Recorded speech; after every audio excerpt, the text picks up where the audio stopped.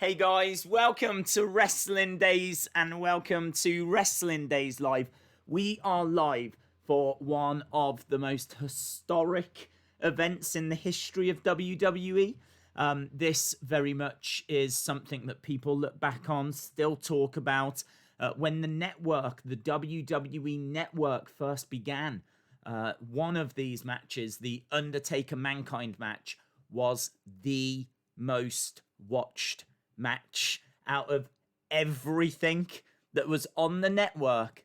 This was the most watched match. Undertaker versus Mankind, King of the Ring, 1998. It's so iconic. I've got no doubts that 99.99999% of you will have seen this match already. I'm very excited for the 0.0001% that maybe haven't. But I'm pretty sure most of you will have seen that match. But of course, there's a whole event, a whole show for us to enjoy. And I've got to be honest, I don't know if I've seen the whole show since 1998. Whenever I've gone back to revisit this, I've watched that match. That's about it. I mean, honestly, this is gonna be a difficult one for me to kind of bring you up to speed with and talk about, because this one match just overshadows everything. It just absolutely overshadows everything. So I've got loads to tell you in regards to that match, Undertaker versus Mankind. Obviously, we can get to it when we get to it, but there is a whole pay-per-view for us to enjoy, so I haven't got it set up yet. I'm setting it up right now. Wrestling Days fan says, I haven't seen it. Are you telling the truth? I find it very difficult to believe that you've not seen it. If you haven't, then I am super excited for you. I am genuinely excited for you. If there is anyone out there that hasn't seen this match, it's regarded as one of the greatest. No, I mean, obviously not a technical masterpiece by any means, but wow. Do you know what? This is what Vince said, actually. This is what Vince said. Vince said, "You've got no idea how much I appreciate what you've done for this company, but I never want to see anything like that again," was his exact words that he said to Mick Foley after this match. It's incredible. It's incredible. Right, I am trying to find it at the moment. I hope you're doing that as well. I always like to give people a few moments just to find the show. Unsurprisingly, I found it, and unsurprisingly, it's at that match from when I've clearly watched it in the past. So let's go back to the beginning. This isn't the longest pay-per-view, by the way. It's only 2.5 hours. You know, we did a recent watch-along for Best of the United States Championship. And that was like 3.5 hours. Still isn't bad, but we tried to do watch-alongs for about 3 hours. This one clocks in at 2.5, so there we go. I hope everyone is well. Shout out to all of you. If you do want to watch along, then jump onto the WWE Network. As I said, I'm giving people a chance to find it. I've literally just found it since I've been talking. That's exactly what I've been doing, so I've got it right here, set up, ready to go. King of the Ring, 1998 is what you're looking for. And we should be good to go very, very soon. So, let me just call that up. Let me find where our little countdown clock is. Let me try and find the chat as well. There we go. It's crazy. This cell match was only the second, says James Chadwick. So excited for this pay-per-view, says LSW. Titius says, why is there a goat on my screen? Yeah, I mean, it has been the talk of the town. Days, would you rather be a wrestler or a ring announcer? If I had to choose, I'd be a ring announcer now. But I think in my younger days, I would have given wrestling a go. Actually. If I was sitting here like a 12-year-old, right? I mean, obviously I'm 21. So if you was to switch those numbers around and I'm be sitting here and I'm 12, then yeah, you know, in this day and age, I think I would go for it. I would be training and giving it a go. But unfortunately, when I was growing up, it wasn't a thing. I think I grew up at a really rubbish time. I just didn't know anything about it. I didn't know how to get into the business. To be honest, I didn't even really think about getting into the business. There wasn't a business to think about getting into. I mean, my mind was blown because I saw the British Bulldog. I was like, wow, there's someone in America from the UK that's actually doing this. I mean, I didn't know about, you know, Lord Stephen Regal, who was around at that time. I didn't know about, you know, Dynamite Kid when I was first watching. I had to go back and buy videotapes and learn about all of that. I didn't know about Lord Littlebrook. Yeah, it's... I would be a ring announcer now, but yeah, if I was younger, I'd go for it. I'd be a wrestler. Follow your dreams, people. Follow your dreams. Right, talking of dreams, this is going to be a dream. I'm looking forward to it. So, I'll be ready in... I'll carry on chatting with you guys. I'm not going anywhere. But I want to get the ball rolling with this. So, in 3, 2, 1, go. Boom. We are underway. This is Attitude Era King of the Ring. I don't know how many matches there are, but I know that we've got both of the King of the Ring semi-finals and the final that's going to be on this show. Main event is Stone Cold against Kane. We've got Undertaker Mankind as well. The Prophecy. Right, let's move the chat over. I remember King Booker. King Booker. Follow your dreams and the buzzards. Did you hear about Seth leading a COVID protest? No, I didn't. If he doesn't become the world champ, I will set myself on fire. Isn't that amazing? Kane with the voice box as well. Do you remember that version of Kane? I will set myself on fire. It's cool, man. I haven't seen this match. I was actually going to watch it this week because I saw an interview. Wow. Genuinely haven't seen it. That's a good question, actually. I don't know what old Meltsy Boy scored it. Let's have a look. Let's see what Meltsy Boy scored King of the Ring 1998. Here we go. Meltzer gave this... Where is it? Oh, there it is. 4.5 stars. Undertaker Mankind, 4.5 stars. This is a 5-star match. This is 5 stars. How can you give this 4.5 stars? You see, this is what I'm saying. There's things with Meltzer that I don't agree with. I don't know. I'd have to read why he had not gone 5 stars on this. I don't know.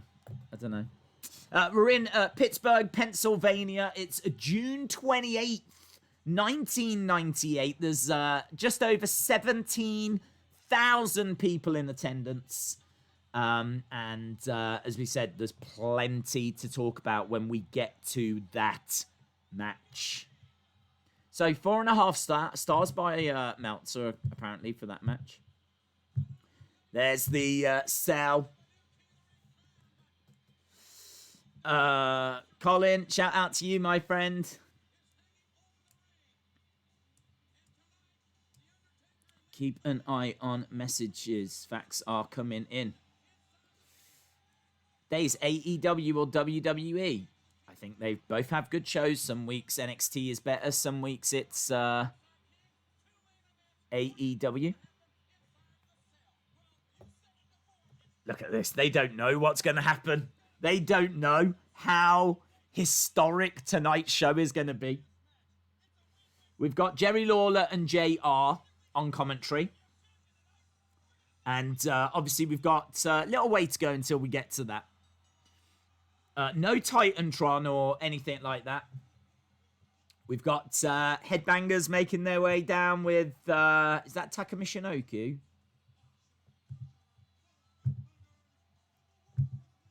Let's have a look. King...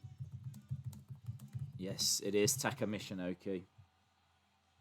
So, Headbangers and Taka Michinoku, the WWF Light Heavyweight Champion. I think they should bring that back. I think they should bring that back. Light heavyweight always sounds so much more impressive than cruiserweight. Light heavyweight. Headbangers against, I think it's Kai and Tai. Light heavyweight championship. I will try and find a picture of that bout to show you in a second. Kai and Tai versus Headbangers. Is it with a Z? And Taka. Let's just put Taka. People all know it's Taka Michinoku. Right, let me try and find a picture of the WWF Light Heavyweight Championship to show you. They've got some gasoline canisters on commentary because, of course, if Kane doesn't win, he's said that he will set himself on fire. So they've got gasoline canisters at ringside.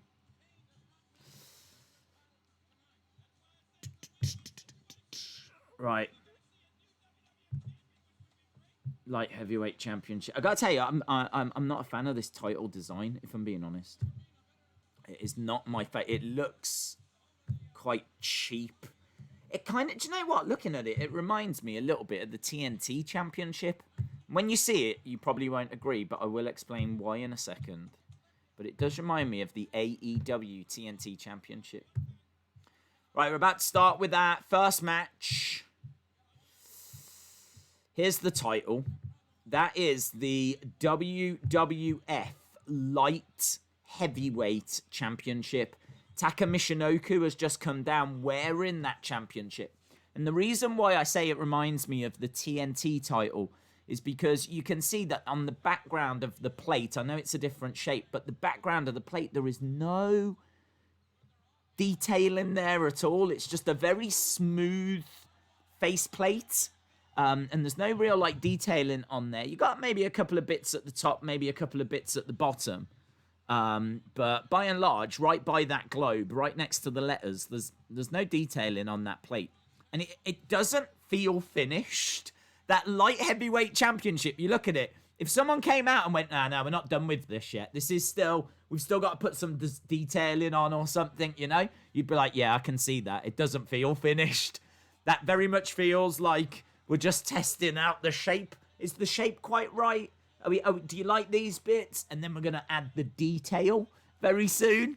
But no, that was it. That was it. I think it looks to me quite a lazy championship. So not really a fan of that at all. I don't mind the shape. And I think that if they'd have put more detail onto it, it could have felt quite good. But yeah. So my comparison to the TNT title is that it doesn't look finished. Just like the TNT title isn't finished. So there we... Oh, I've deleted myself. Oh, we've got drama. I was trying to get rid of that picture and I've actually deleted myself. Oh, brilliant. Oh, that's just what I wanted. Ah, right, hang on. Let me get rid of this. Well, at least, yeah, I did this on purpose, guys. I did this on purpose so that you could see the picture in the background of Mick Foley and everything. So let me just quickly bring myself back so that you can see me on screen. But yeah, that's here I am again. Hello. That was the background that I just really wanted to show you. So let me just delete this off. Pop this back in. There we are. There we are. I've now got to set it all up again because I wanted to show you this. But yeah, you know, bear with me. Bear with me. All of this for your benefit. Brilliant. Live messing around. I'm not even telling you what's happening at the moment. We've got Headbangers in control with Taka Michinoku. Boom. Here we go. Right, I'm a little bit small. They call me Small Steve. I've seen people saying that in the chat. So there we go. You've seen the background now. There we go. Hello. So for those of you that were asking, you're welcome. Woo. I feel like I'm in a lift. There we go. Right, should we settle down now? Can we stop messing around? You lot are just against the ropes. Goes. Oh, Taka's in there. Nice. Self-deletion it was. Delete, delete, delete. Right, Taka to the outside. I need to settle down here. I've completely ignored this first match. Into the ring goes Taka.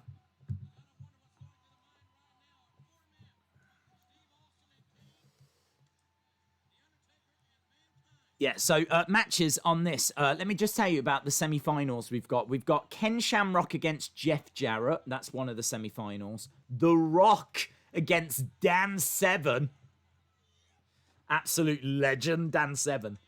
And we've got Too Much taking on Al Snow and Head. We've got X-Pac against Owen Hart.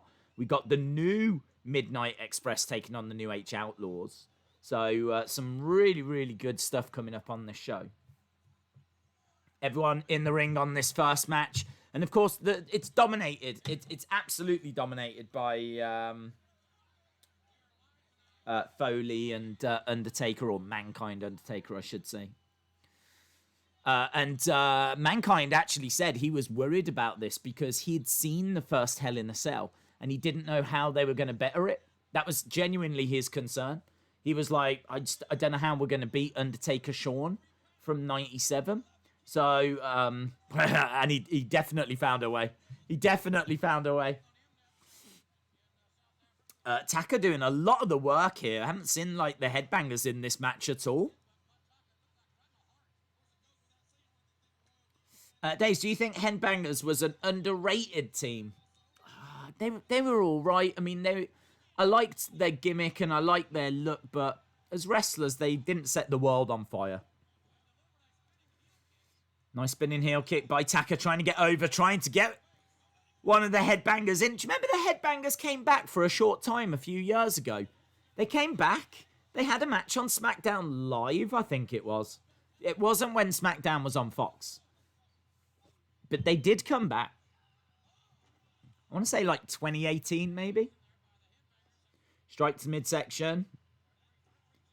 Everyone in the ring right now.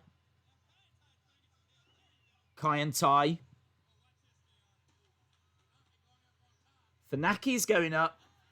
Drops the elbow, but he did take too long. It's not Showtime's. That card is all over the place, says Heather. Taka gets slammed down. Yeah. Michinoku driver, is that going to be it? That's it. Taka gets the pin, so Taka, Michinoku and the Headbangers win. They beat Kai and Tai. Tons of signs in the crowd, by the way. Should point this out, this is Attitude Era. And so, loads and loads of signs. So, Taka Michinoku and the Headbangers win the first match. It was a nothing match.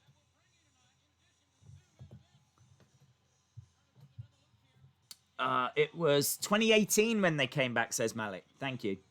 What are your thoughts on 2K Battlegrounds? I'm really interested in it. I really want to play it. I've been playing NBA Playgrounds, and I think it's a really fun game. I love those kind of versions. I don't, proper simulation is fine, but I am more into arcade. Do you know, when I play a computer game, I just want to have fun. I don't want to get bogged down into, ultra realism. Taking a week to try and make your own character and stuff like that. I don't want any of that. I just want to pick up and play. Do you know what I mean? And this looks like this game is made for me. Right, we're moving on anyway. Little bit of a sleeper first match, but we're moving on. I think we do have a semi-final. Sable. Sable making her way down.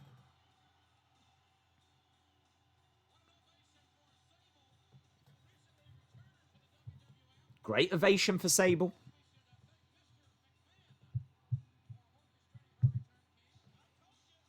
Railings around the ringside area. Look at all the guys. Those railings might fall down. You've just got all of these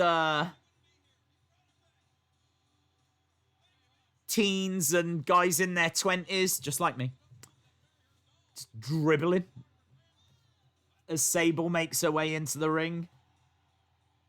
We love you, Sable! Is that a grown man that's made that sign? Has a grown man actually gone to a wrestling show with a sign that says, we love you, Sable? Have a word.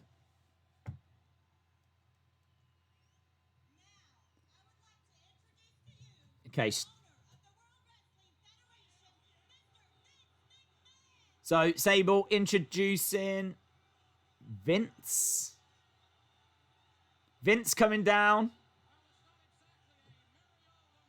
With Pat Patterson. Gerald Briscoe.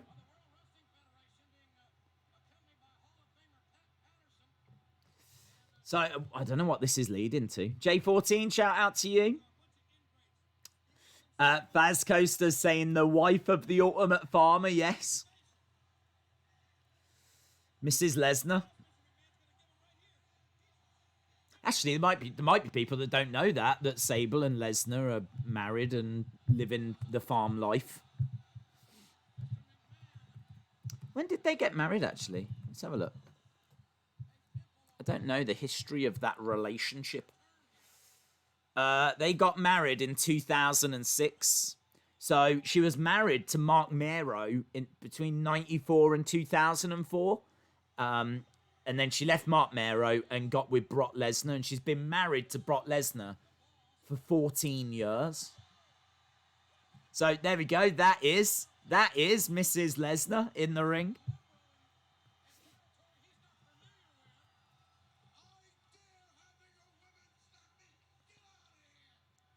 Sable slapping Pat Patterson. Pat Patterson, the first ever Intercontinental Champion.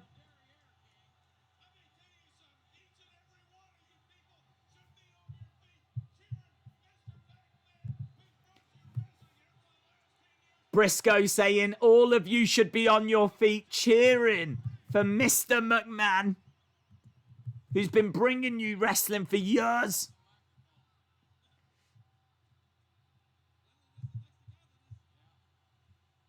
So I don't know what this is for. I don't know what he's going to say, actually. I can't remember.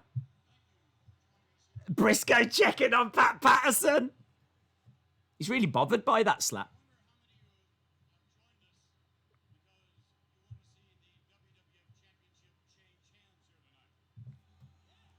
I wonder how many of you have joined us because you want to see the championship change hands tonight.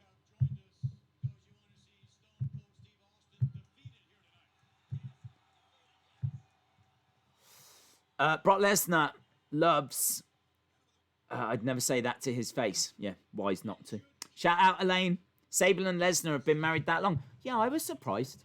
I couldn't have told you until I just looked it up how long they'd been married for.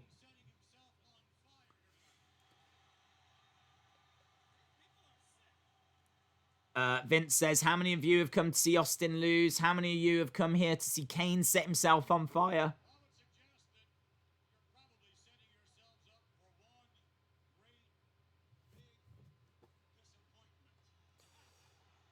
So, McMahon cutting a bit of a promo here.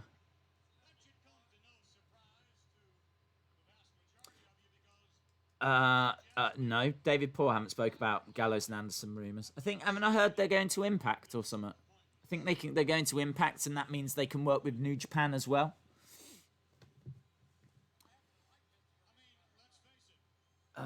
Days, can you name one WWE women's superstar? Yes. Can you? What? That might be one of the weirdest questions I've ever been asked.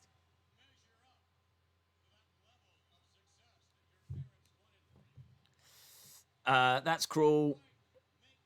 DX or NWO? I think DX had better moments for me, but NWO was cooler.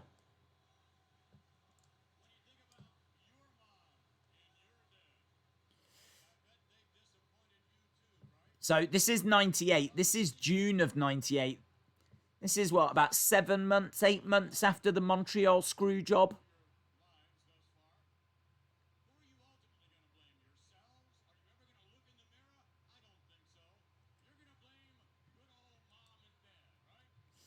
It's a bit creepy. Did you hear about Gilbert Burns? I did, yes.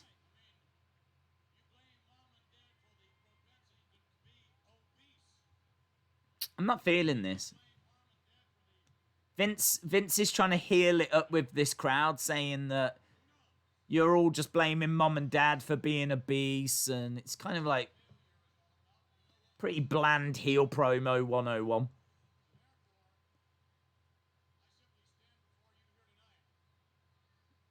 I stand before you. Just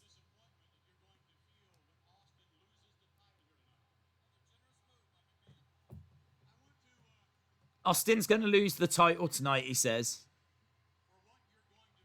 I want to prepare you for the disappointment.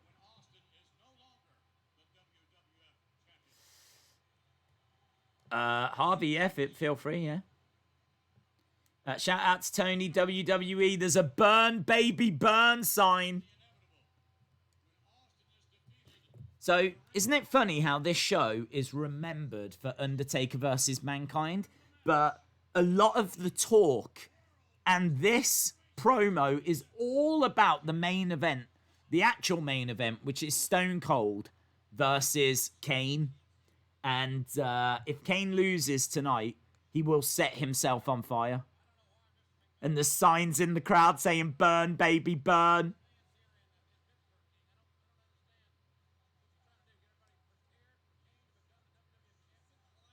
Yeah, that was really flat from Vince. Really, really flat. Crowd chanting, you suck to Vince.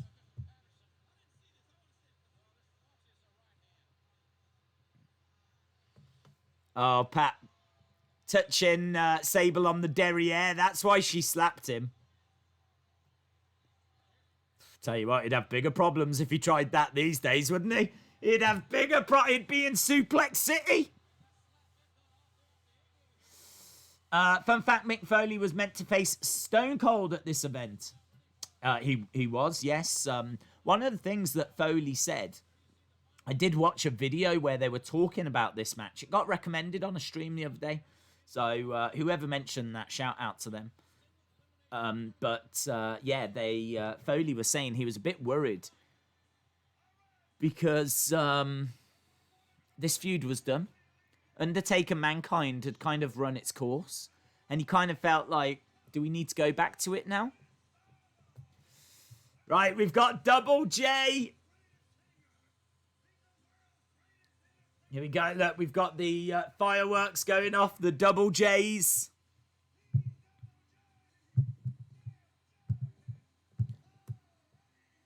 Here he is, Jeff Jarrett, Double J. He's taking on Ken Shamrock.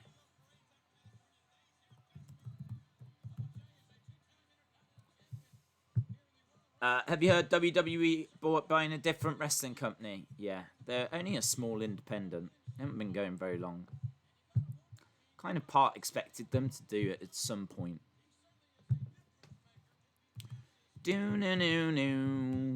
Right, Jeff Jarrett making his way into the ring to take on Ken Shamrock. Ken Shamrock, absolute legend. Competed at the early UFC events. Big player in MMA. Such a shame that he wasn't an even bigger deal, really, in WWE. He deserved to achieve, like, even more in WWE. In WWE, Ken Shamrock was a Intercontinental Champion, one-time Tag Team Champion with the Big Boss Man. Here he is. And as I said, he didn't really achieve, like, loads in WWE. He kind of deserved more. But in UFC, he is in the UFC Hall of Fame. And he was UFC Super Fight Champion as well. Big name in MMA. Here we go. Ken Shamrock back elbow to Jeff Jarrett, who goes down. It's quite exciting, actually, to watch a Ken Shamrock match. I've got to say, the first 24... What I've learnt so far is the first 20-odd minutes of this event are awful. Some of the worst stuff I've seen. That first match I really wasn't feeling. Vince came out, cut a really awful promo, just dead. Even the crowd weren't reacting or anything until he left the ring. So it'll be nice now to have something to really get our teeth into. This is a King of the Ring semi-final, and it is Ken Shamrock taking on Jeff Jarrett. There is no Titantron or anything like that. The entranceway is literally just like a circle that they walk out of, a little tiny ramp attached to it. So not much in the way of staging, which is also a bit of a disappointment considering this is like 98. Chris Dizuba says, did you see the change to UFC 251? Yes. Looks like we are going to get Usman versus Masvidal, but I've not seen that officially announced. Nice clothesline by Jeff Jarrett. As we said, winner of this will go on to the final of King of the Ring for 1998. Jeff Jarrett, nice drop kick on his knees. I tell you what I like about this is you've got like the MMA fighter, right? Nice, beautiful kick. You've got the MMA fighter, Ken Shamrock, taking on really someone that was born and raised in the wrestling business. You know, Jeff Jarrett, his dad being Jerry Jarrett, who owned one of the territories. And obviously Jeff Jarrett would go on to set up TNA as well. So, you know, you've really got an MMA competitor here against someone that's born and raised in wrestling. So it's a quite an interesting matchup. Here we go, picking up. Jeff slams him on top of those railings. They're fighting on the outside. I remember Jeff Jarrett face-to-face with Elias. Yes. I think Jeff Jarrett was working as a backstage producer for WWE recently. I'm not sure if he still does that role or if he got furloughed or anything. Like, so obviously it's 2020 at the time of recording this. I appreciate if anyone's watching this in the future. That might not make much sense, but a lot of the producers did get kind of furloughed. I don't remember Jeff Jarrett being mentioned, though. Chop block by Jeff Jarrett, taking the leg away from Shamrock. Shamrock on that bottom rope. Jeff Jarrett comes crashing down. It's good work. And Shamrock getting beaten up a bit here. You spelt Shamrock wrong. Oh, I just missed the M.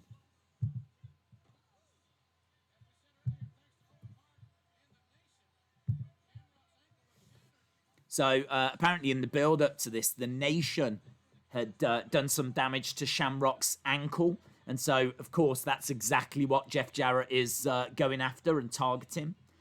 I gotta say, it's a little bit of a disappointing set for King of the Ring, this, because you've got red ropes. Tell you what, Tim White actually grabbing the hair of Jeff Jarrett to get him off of Ken Shamrock. Yeah, my point was that there's nothing that There's nothing here that feels regal or anything like that. Obviously, it's Attitude Era, so you know they were going for something a little different at the time. But it just kind of feels like a Raw. Do you know what I mean? There's not really any. It's just red ropes, pretty standard ring apron, canvas we've spoke about before. I think could look a lot nicer for pay-per-views in particular. Spinning heel kick by Shamrock. Shamrock's got Jeff Jarrett against the ropes. European uppercut. Here we go. Against the ropes again goes Jarrett. Nice. Working the head again. Shamrock in control right now. Daze, have you seen the images of the UFC figures? I have. I wasn't impressed. Some of them looked all right. John Jones looked all right. Shoulder up by Jeff Jarrett. Some of them didn't look great to me.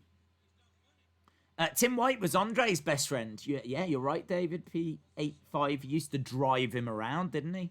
Used to hang out together all the time. Hurricanrana! Hurricanrana by Shamrock into an ankle lock. And he gets the tap. So Shamrock wins with a Hurricanrana. So Shamrock picking up the victory. The world's most dangerous man. So Shamrock makes it to the final of the King of the Ring tournament. The UFC figures look horrible, says Imtiaz.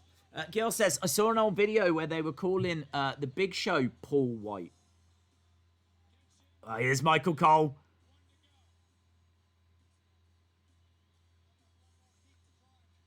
Shamrock says he's got one more peak to climb. So, obviously, Michael Cole doing a bit of commentating, doing a bit of interviewing at this stage.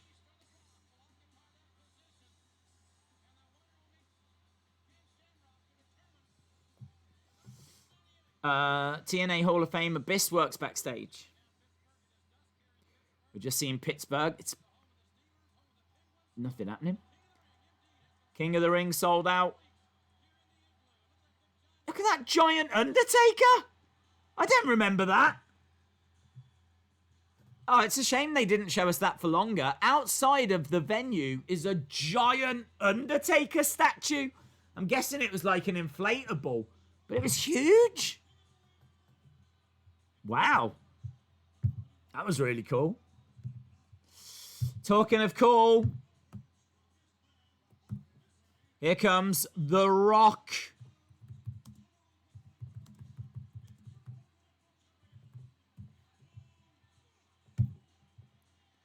The Rock, IC champ at this point.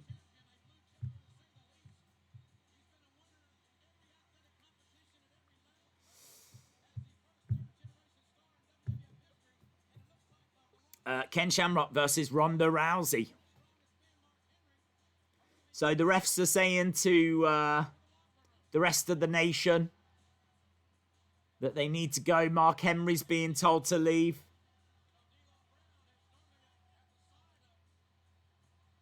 So look at this. Match number 3 and we're already at The Rock.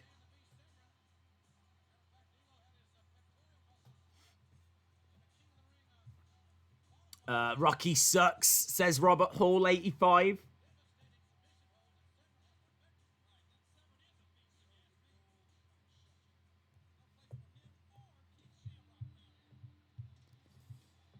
Someone else that really should have achieved more.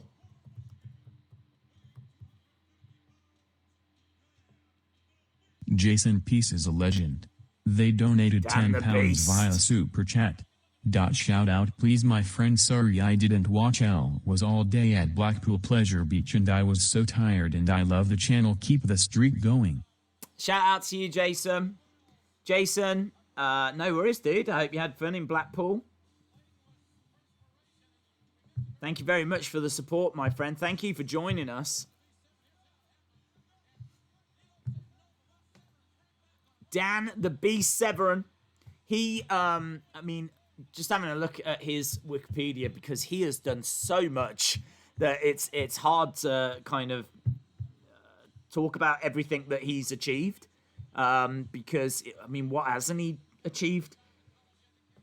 UFC Hall of Fame, UFC 5 tournament champion, super fight champion, won the UFC Viewers' Choice Award.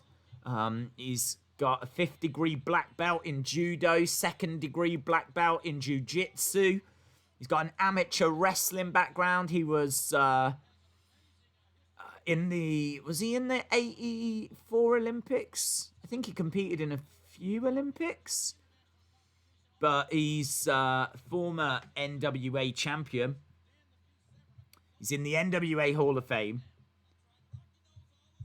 He's incredible. So, Dan the Beast Severn against The Rock.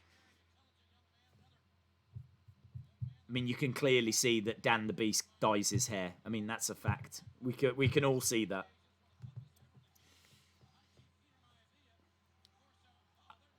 Nice takedown by Severn. He is going to try and wrench that knee. I'm quite interested. I can't remember this match. I'm quite interested in this. I'm quite interested as to how it plays out. So this, the winner of this will go on to face Ken Shamrock in the final. So the winner of King of the Ring is either going to be The Rock, Dan the Beast Severn, or Ken Shamrock. Back elbow by The Rock. The Rock with big right hand. Face first goes Dan the Beast. Straight to the midsection by The Rock. Goes up top as well.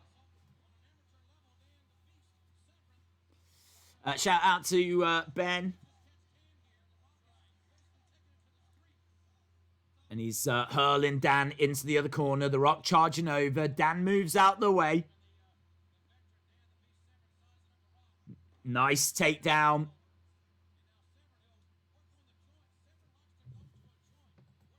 He is such an interesting time to see like these great wrestlers emerging, but mixing it as well with like the kind of emergence of MMA as well into the mainstream. It was so interesting. Both semi-finals have got UFC competitors in. Isn't that amazing? In 98, Ken Shamrock and Dan Severn. Kicks coming in. Tim White's last match was Christian Jericho. Blackpool is a city in the UK. It is. Why does Daze always mess with his hair? It's because I got too much hair. It's grown too long. So I have to keep like moving it because it's uncomfortable. Kicks by The Rock. And again, Dan Severn down. Pace of this has kind of fallen away. Strikes to the midsection by Severn. He's got The Rock back in the corner. Referee count in, telling them to break, knees to the midsection. You can see the cell hanging above. Big right hand coming in by The Rock. Against the ropes. Nice shoulder tackle. Both guys go down. The Rock being almost mid-card. Well, he was IC champion at this point. D'Lo Brown getting involved. D'Lo going up top. Frog splash by D'Lo. How did the ref not hear that? How did the ref... Behind him, you've got D'Lo doing a frog splash.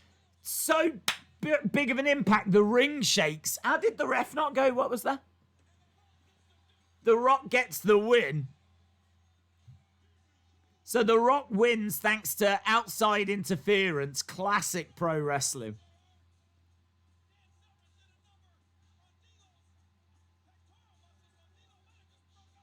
So There we go. The final is going to be The Rock versus Ken Shamrock. And look at this. The crowd are not fans. Not feeling The Rock.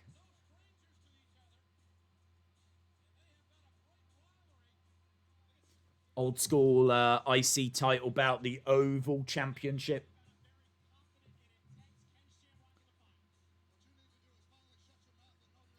What you need to do is shut your mouth and know your role.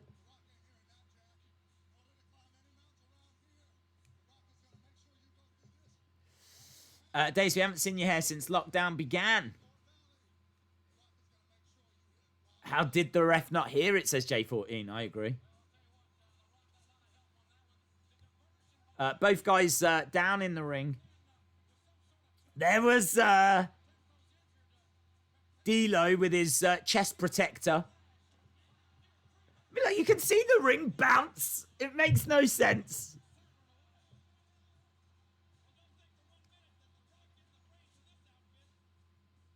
It would be quite interesting, wouldn't it? If rather than referees being so stupid that they're distracted like that, if they were to turn around and then actually DQ and we were to do, you know what I mean? Proper wrestling. Not like proper wrestling's in for real, but I mean, the referee should have seen that, should have DQ'd The Rock, and it should be Dan Severn that's going forward.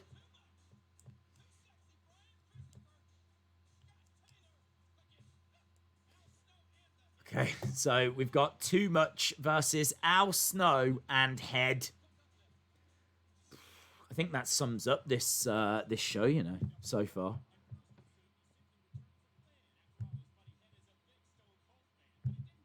Head is a big Stone Cold fan.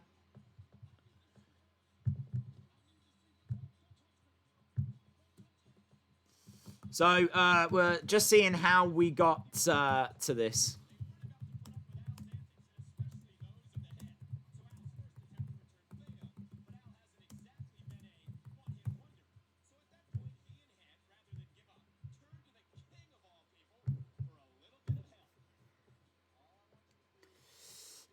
What's your favourite Elite action figure? Finn Balor Ultimate Edition, I think, is really cool. I also like Ultimate Warrior Hall of Champions. Most people like Warrior Ultimate Edition. Ultimate Editions have been very good, actually. Al Snow having to go at Head. They were doing commentary, and Al Snow was having to go at Head. He was saying, we were doing Spanish commentary because you told me you knew how to commentate in Spanish. Well, here we go. Here's a match that literally no one is looking forward to. So, Brian Christopher, Scott Taylor taking on Al Snow and Head. This is a tag team match.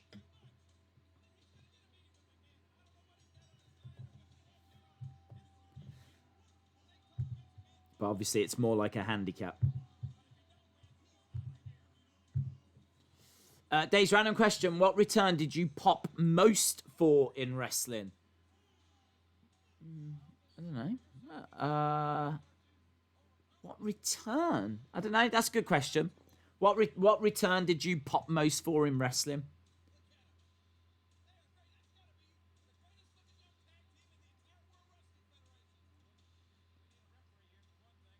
Jerry Lawler says that looks like the best young tag team in all of WWE.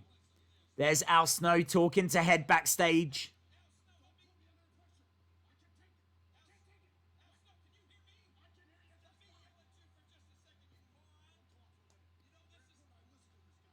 Here we go. This is so random, innit? They actually banned some Al Snow figures because people complained that the figure came with a severed woman's head. They didn't realize that it was just a mannequin's head. Of course, he's got "Help Me" written on his head backwards.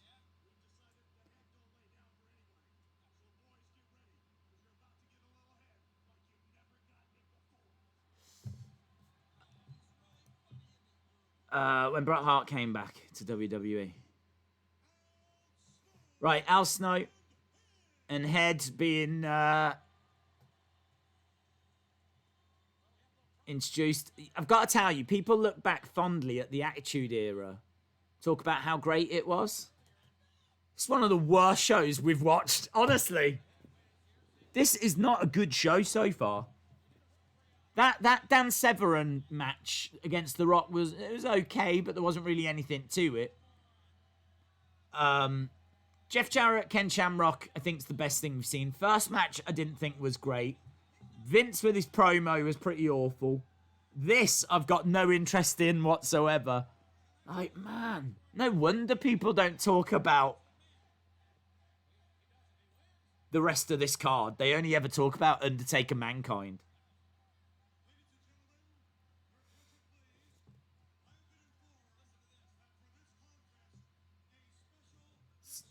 So there's going to be a special guest referee.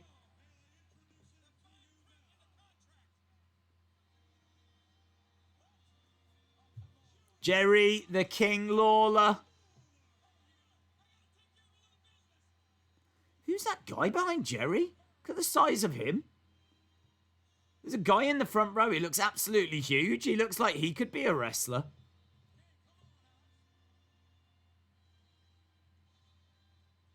He's bigger than Jerry. Hardcore Holly even had a feud with Al Snow over that action figure debacle. Daze, do you think they should bring this pay-per-view back? Yeah, I liked King of the Ring, but I would like for it to be a proper pay-per-view. I think when we got King Corbin, wasn't it all just run on SmackDown and whatever?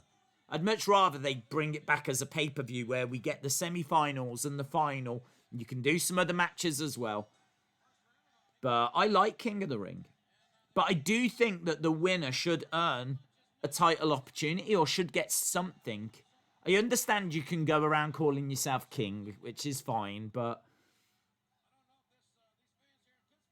it's all about a title opportunity, isn't it? People win the Rumble to get a title opportunity. They win Money in the Bank to get a title opportunity. So surely if you win a tournament and become King of the Ring, then you should get a title opportunity as well.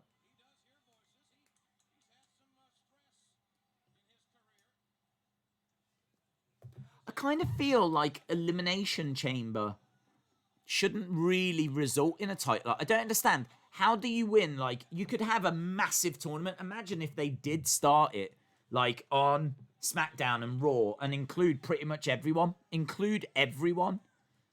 And make it this massive, massive tournament. Then every match would have a purpose. Whittle it down, right? So everyone's been.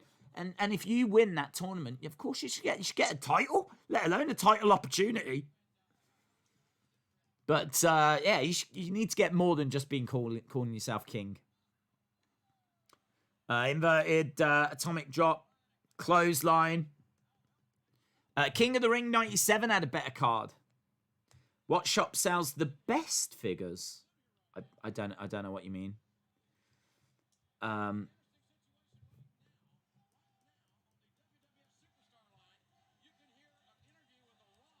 So The Rock is on the WWE Superstar line right now. Jerry Lawler is ref for this. He's still got his crown on. It's quite unusual to see a referee wearing a crown.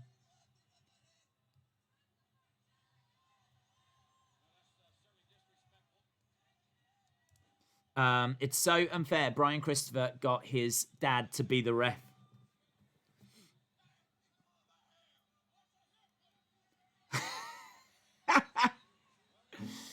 And he just said to Jerry, "Is like he's pulling my hair," and so Jerry has a right go at Al Snow.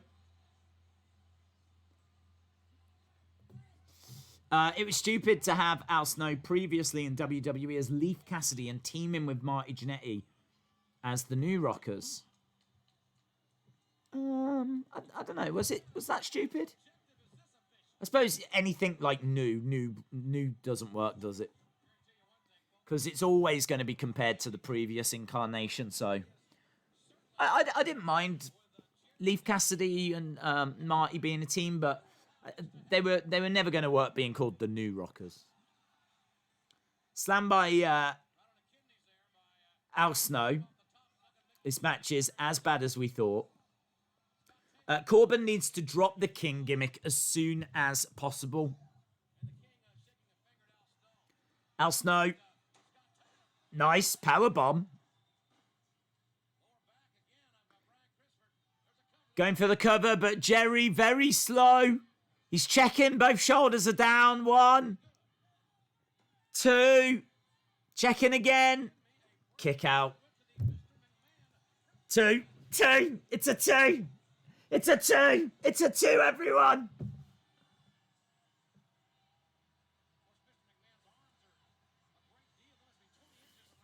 Clothesline to the outside goes Brian Christopher. Oh, that was quite nasty, actually. He really did catch him.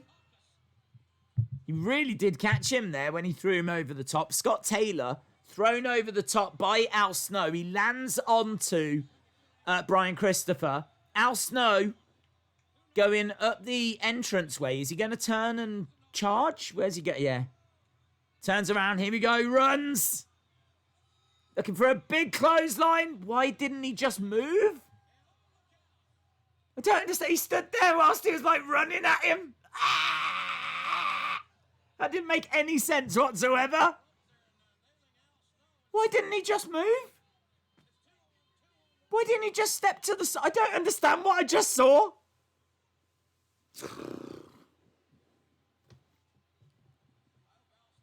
It's one of the most mental things I've ever seen. Al Snow went all the way up the entrance ramp, right, entranceway, then went running down whilst Brian Christopher was like standing there going, ah!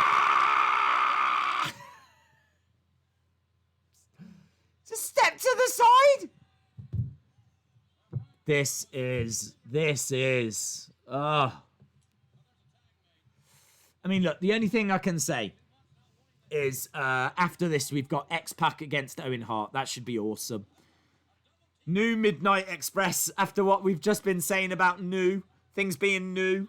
We've got New Midnight Express against the New Age Outlaws. New Age Outlaws are all right, but the New Midnight Express. We've got that match coming up. We've then got the final of King of the Ring. We've got Undertaker Mankind, and we've got that main event of Kane versus Stone Cold. I just want to survive this. I just want to get through this. What is your favourite SummerSlam? I do love 91, I think was really cool. 92 is iconic for being at Wembley, but it's not a great SummerSlam. Pump handle, slam. Kip up. Nice moonwalk. Scott Taylor. Kick to the side of the head. It would be great if the next King of the Ring is a top star. Yeah. It'd be great if, like, top stars were in it. Do you know what I mean? Have Brock in it. Have Seth in it. Have Roman in it. Make it a big, big thing. The only person that doesn't have to be in it should be the WWE or Universal Champs. Keep both of them out. But everyone else is in it.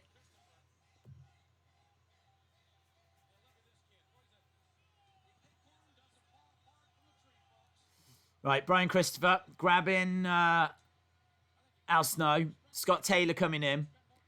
Working together against the ropes. Looking for a double DDT. There's double DDT.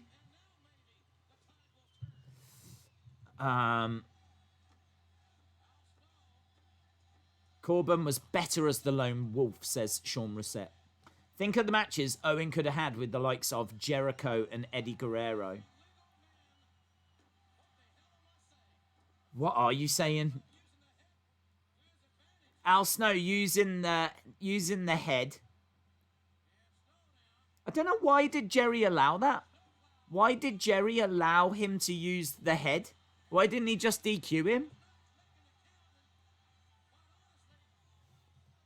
He should be counting right now, but he's getting distracted by the fans. This is awful. This is awful.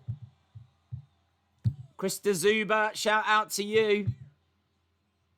I want to see what Meltzer rated these matches. King of the Ring, 1998. I only looked at the Mankind one.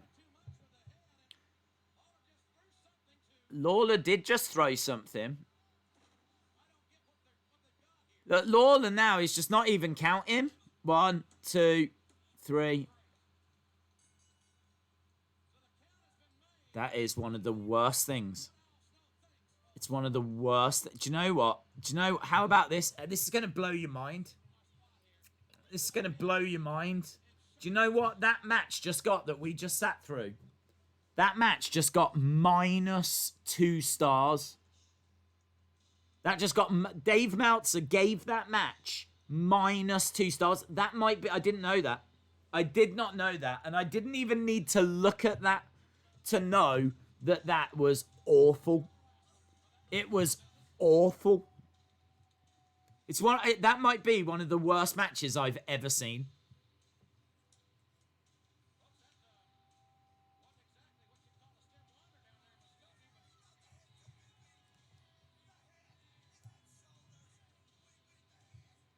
Brian Christopher put a bottle of Head and Shoulders onto the head so that it had shoulders. That's the kind of thing that someone says out loud and you go, yeah, that's clever. But it's not, is it? It's not though, is it? Wow, -2 stars. He gave The Rock versus Dan Severn -0.5. I mean, there wasn't really much to it. For what we saw, I don't think that was a -0.5. It's very short.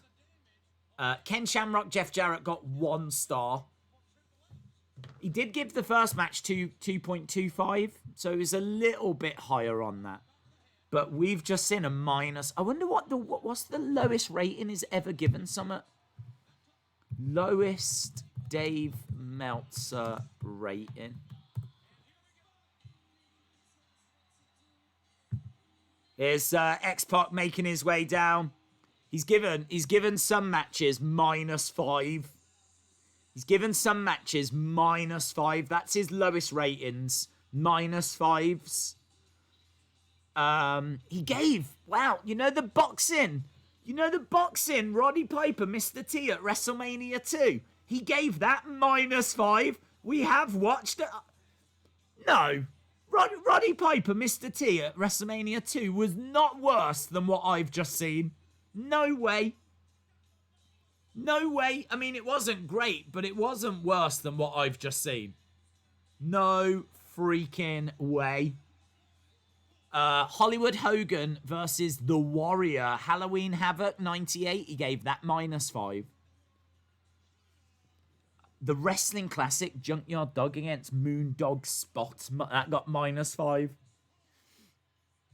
Wow. -5, the lowest. There's a few -1s. There's a few -1s, but well, there we go. I feel honoured that we just got a chance to watch a -rated match. I never thought I would see a 0-rated match, and he gave a match -5. He did. That one that we just saw got -2. That was a -2. And I believe it. I believe it. I was... this show is awful. This show is offensively bad. X-Pac taking on Owen Hart. Here's Owen.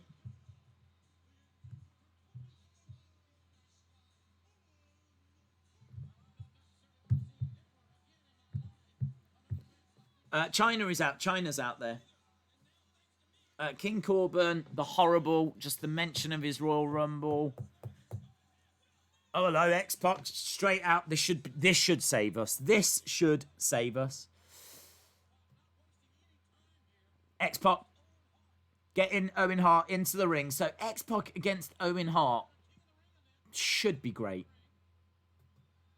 Here we go. Kicks. Nice. Owen Hart hurled into the other corner. X-Pac charging after him, but Owen moves out of the way. Owen with some quick strikes to X-Pac. And there is China. Days, are you excited for Bailey Asuka? Should be good, yeah. The lone Hart family member, says Robert Hall. Days, how about King Orton? That'd be cool. That'd be cool. I like King of the Ring. As I said, I think that if it's... The changes I would make is I would make it bigger. I would include everyone, pretty much. I'd include NXT. I'd include... Do you know what I mean? It's an opportunity for someone to make a name for themselves. And they should make it a real badge of honor if you got to, like, the quarterfinals. Do you know what I mean? You could have it as a King of the Ring quarterfinalist 2010 or whatever. Do you know what I mean? 2020 or whatever year you achieved it. It should be a badge of honor. You was in a company-wide tournament and you got to the quarterfinal. It shouldn't just be that the winner gets recognized. You know, it should be that in your achievements, you got to the quarterfinal. You got to the semi-final. You got to the final. Did you know he got to the final at King of the Ring? Did you know he won King of the Ring? Like, it should be this real badge of honor. Not just that, you know, you won it. I mean, I struggle to name all the winners and remember the winners. It's got that little prestige. So I would make it feel bigger. I would have it as its own pay-per-view. I would do the semi-finals and the final at a pay-per-view. All the other matches can run on Raw, SmackDown, NXT. I'd make it like a month-long thing where it's a tournament and all the matches are just for King of the Ring. You whittle them down. As soon as you start getting down to like only a handful of matches, maybe then you can't fill out the shows. So then you can start up your other storylines and whatever. But, you know, you're going to get a good few weeks of just solid King of the Ring matches out of that. And obviously if you go out round 1, round 2, then you don't, you know, nothing to brag about there. But, man, if you get to the quarterfinal, if you get to the semi-final, that's a badge of honor. Winner would then go on to get a championship opportunity, and of course they could call themselves King of the Ring winner and have the crown and all that kind of stuff. But yeah, they could do so much more with it. So much more. Nice little roll-up by Owen. If that is to hold all 3 brands, I think it should be group stages in King of the Ring. Big back body drop. Clothesline. The only problem with group stages is that takes even longer because then everyone has to fight everyone. That's the only downside with group staging. With a knockout tournament, once you're out, you're out. Do you know what I mean? Once you're done, you're done. Whereas with group staging, everyone faces everyone, so that could take a long time. Wow, lovely! Into the timekeeper's area goes X-Pac. He was just hurled hard by Owen Hart. And I've got to tell you as well, we are, even though we're sitting here suffering, because that's exactly what we're doing, we are running out of time. We've only got about an hour and a half left of this show. Yeah, just over an hour and a half. We've already been watching for an hour. It's one of the most painful hours I've ever streamed. King Austin in 1996, indeed. Austin 316. 1, 2. Owen Hart going for the pin.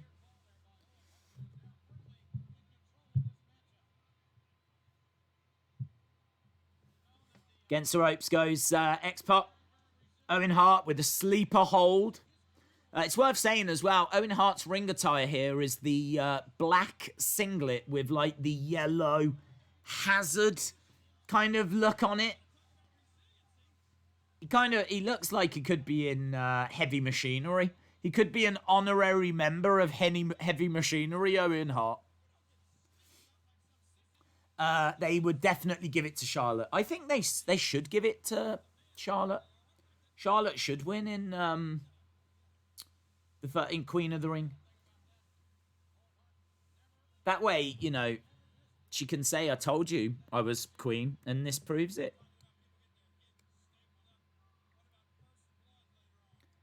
Certainly if you're not going to include the champs. If Asuka's champs, so you're not going to include Asuka.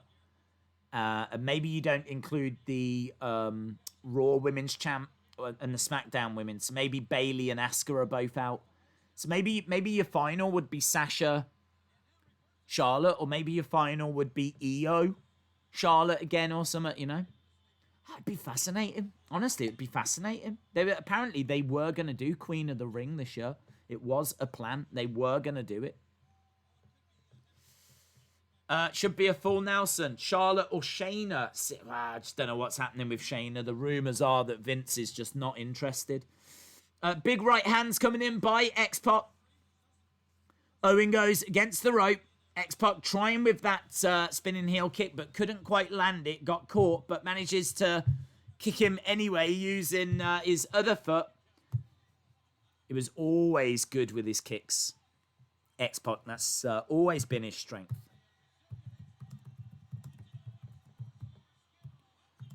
Going over. Nice Bronco Buster.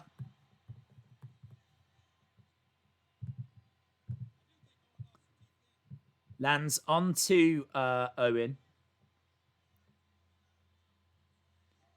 Picks up, slams down Owen. The other thing I'd say as well is that we know the main event tonight is Kane versus Stone Cold. The main event should be King of the Ring final. This is King of the Ring. The show is called King of the Ring. Like, there's been qualifying matches and everything. And it doesn't say much when the final can't even main event its own pay-per-view. You know? Find that very strange. Bit of blood coming down the side of the face of Owen Hart. Mark Henry. Oh, Mark Henry just came running down. Splashes X-Pac. Hurls X-Pac into the ring. Chyna coming round. Chyna and Mark Henry are face to face. Chyna says, I'm not scared of you. Vader! Vader's here! Vader! It's Vader time! Sharpshooter in the ring! X-Pac's tapping! Chyna with a DDT! We've got Vader and Mark Henry brawling. Mark Henry and the big Van Vader. In the ring, though, I tell you, this might be the best thing we've seen all night. I think we've just seen the best thing we've seen all night. Vader coming down, Chyna getting involved, X-Pac with the pin. X-Pac was the first to roll over. Got the pin. Chyna.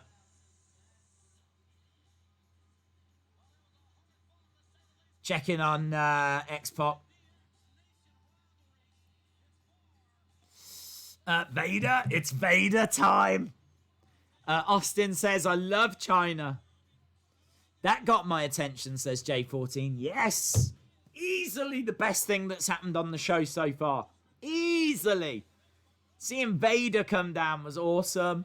Chyna getting involved. Chyna and Mark Henry face to face.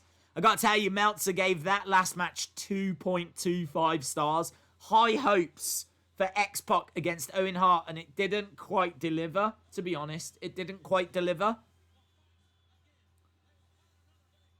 But at least it had a good finish. This was good. I like this. I love Vader as well. Vader. One of my favourites, Vader.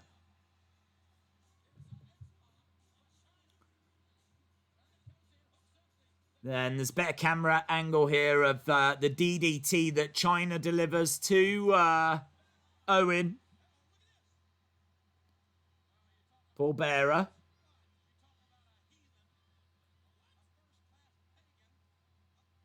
Paul Bearer making his way down. He's big, isn't he? Paul Bearer here. He is big. Old Percy Pringle.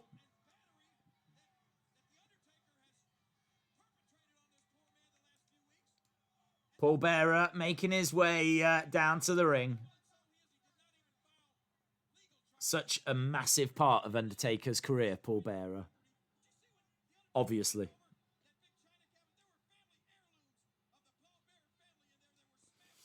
So what are we going to have now? A promo from Paul Bearer?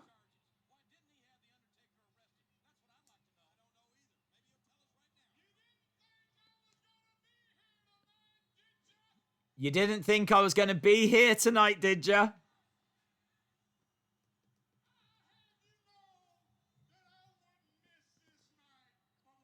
I wouldn't miss this night for the world.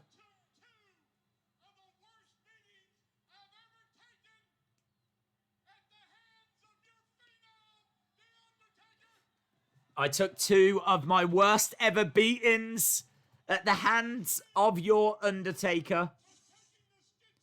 So, Undertaker in Paul Bearer's home. Look, attacking Paul Bearer. Paul Bearer with a lovely green robe on. Look at that.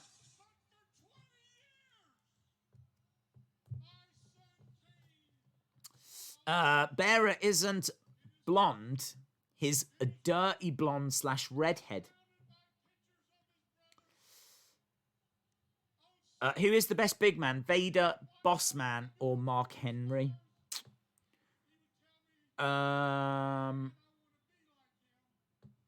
Maybe Bam Bam as well. Maybe Bam Bam. It might be Bam Bam.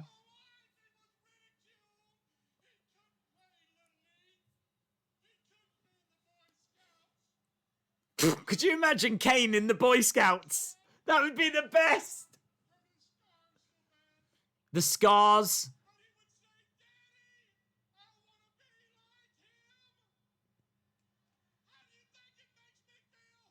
How do you think it makes me feel?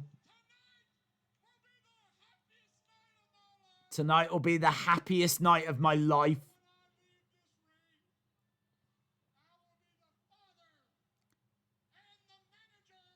I will be the father and the manager of the WWF champion. Kane feels no pain, says that sign. Laugh at the fat man all you want. Because I'll be laughing all the way to the bank. It's cool, man.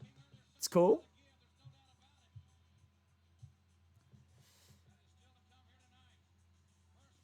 First blood, so Stone Cold with the Attitude Era Big Eagle Championship, taking on the full face mask Kane. It's the best version of Kane as well. Best version of Kane. Right. Oh, man. Do you know what? I'm starting to think this show might have woken up. I'm starting to think that we might actually be getting to a decent place now. Although saying that, we have got this match to get through first, and I can't imagine that the new Midnight Express are going to give us anything.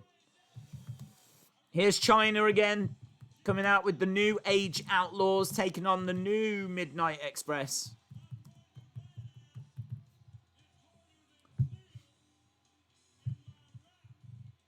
So, fun fact, right? Billy and Bart were in a tag team called the Smoking Guns. And apparently, this is the only time they face each other. Because Bart Gunn is he Bombastic Bart? And he's going to be in the other team. So you got Billy Gunn in the New Age Outlaws. And you're going to have Bart Gunn in the new Midnight Express, and it's the only time they actually face each other since they split in '96.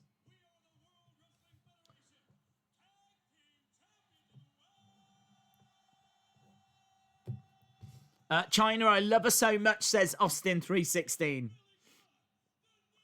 I don't like this pay-per-view, says John. No, I've got to tell you, I've been very, very surprised going back at just how bad it is. What did they... I mean, everyone raves about it. Everyone talks about it because of that one match, but... Man, it's been such an eye-opener going back.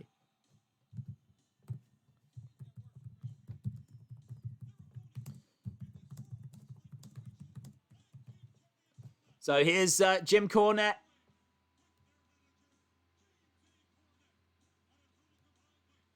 What belts have they got? Have they got the NWA Tag Team Championships? So that's the NWA Championships at the time.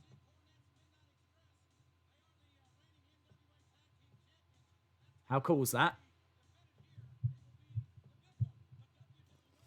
Oh, the only titles defended here are the big ones. The WWF Tag Team Championships. Cheeky.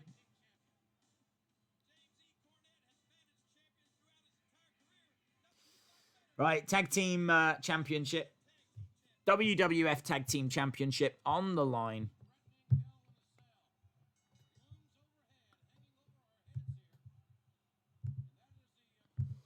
Okay. Please be good. Please be good. Is this the greatest pay-per-view ever? No, not at all. Cornette reviving the NWA as a faction was interesting with his shoot promos and such at this time. On Raw in 96-97, Bart Gunn knocked out Billy Gunn unconscious, says James Chadwick. Who is the best manager? I would say Bobby Heenan. I think most people would tend to go with that as well. Here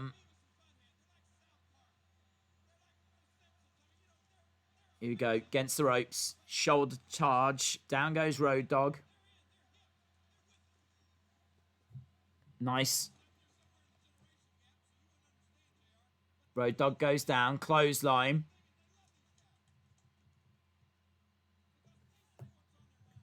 Trying to hear to the commentary on this. I'm quite interested to hear what they're saying and how they're presenting this. And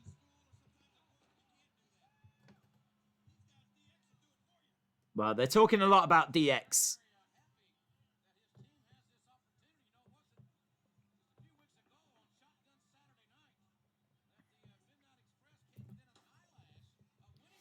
Nice. Road Dogg getting his legs up. In comes Billy Gunn, or Billy, as is known these days. Billy in AEW. Coastamaniac says, Dave in real life wants a shout out. Shout out to Dave in real life.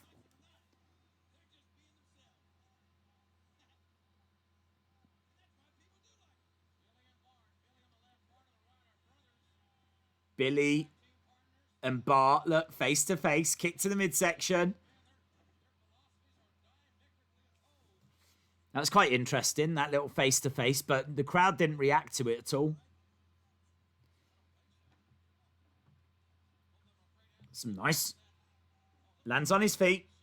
Clothesline, lovely work there by Bart. Bodacious Bart. Firing in some left-hand strikes. Billy against the rope. Over the top. 2. Nice bridge there by Billy. Looking for a backslide. Gets it. What? The ref didn't count that backslide then. Why?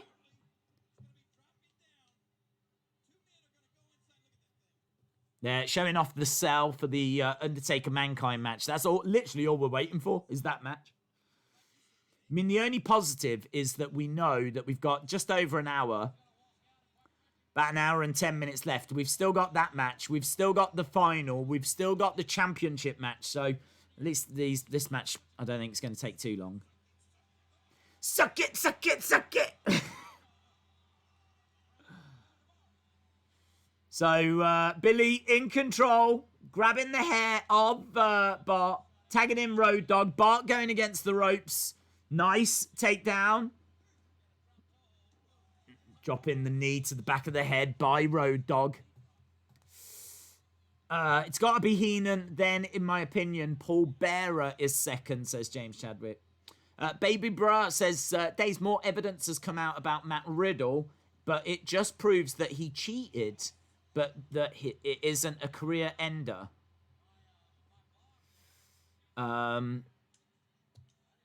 Yeah, it looks messy, doesn't it? It does look messy. I did actually see some of those photos that came out yesterday. It's just him with the lady in question, apparently from last year. But things could get, if he hasn't told WWE everything, and there's any doubts, then things might start to get a bit uncomfortable. And I mean, look, if he's guilty of stuff, and he's done, isn't he? I really hope he isn't, because I really think that he's a big talent. And wow, they invested a lot of time on SmackDown in Matt Riddle this week. Monica King, shout out to you. What are the 2 words, Monica? Is it great stream? Is it thank you? That's all I can imagine. Coaster Maniac says, I got in contact with Green Shirt Guy.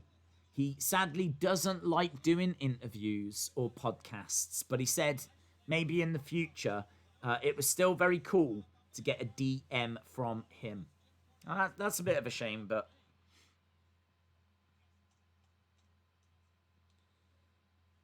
explains why we've never seen it.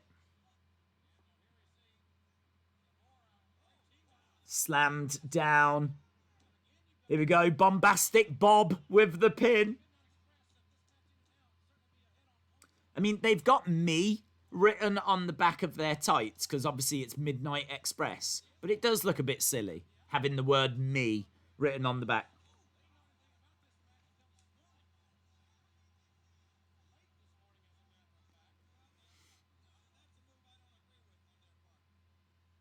Days, who is your favourite wrestler? Right now, it'd be Asuka. Right, Bob, kick in, Road Dogg in the mid. This is another really slow match, I got to tell you. Drop kick.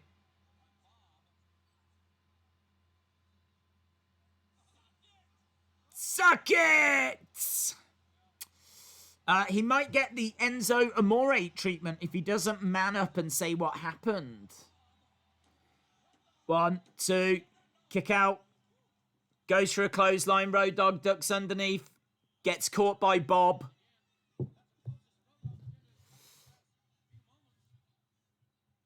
It would be great stream. I love you or just suck it. I don't know. Cornet on the outside. Kyle says Bearer is first in my opinion.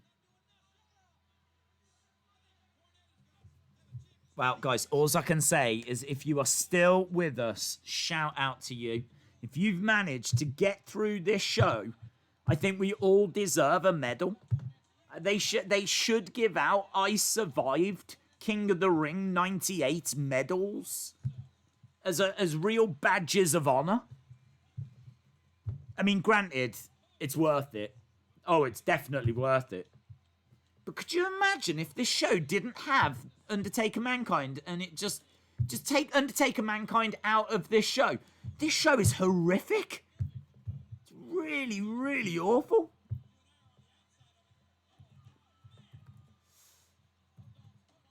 Maybe it's me. Maybe I'm just in the wrong frame of mind or something, but I don't know. I feel like I'm in the same frame of mind I'm always in, but it's just really one of the worst shows I've ever seen.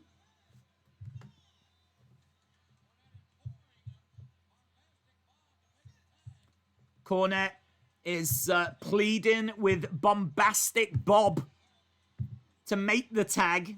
Billy Gunn comes in. Big right hands, clotheslines. Into the corner goes Bart Gunn. Bob against the ropes. Kick to the midsection. Billy Gunn trying to inject some life into this. Cornette's in. Wallops Billy Gunn with one of the title belts. There's no referee around. There he is. 1, 2. Kick out by Billy. Kick out by Billy. Against the ropes goes Billy. They go for a clothesline. They get tripped. 2. Shoulder up.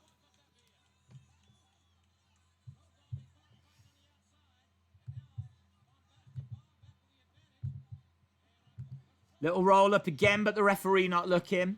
David Paul says Gary Hart should be in the conversation. Gary Hart, yeah. I mean, not that well known, is he, to fans these days, but massively influential in the territory days in particular. China in the ring. Low blows. Cornette. China low blows. Jim Cornette.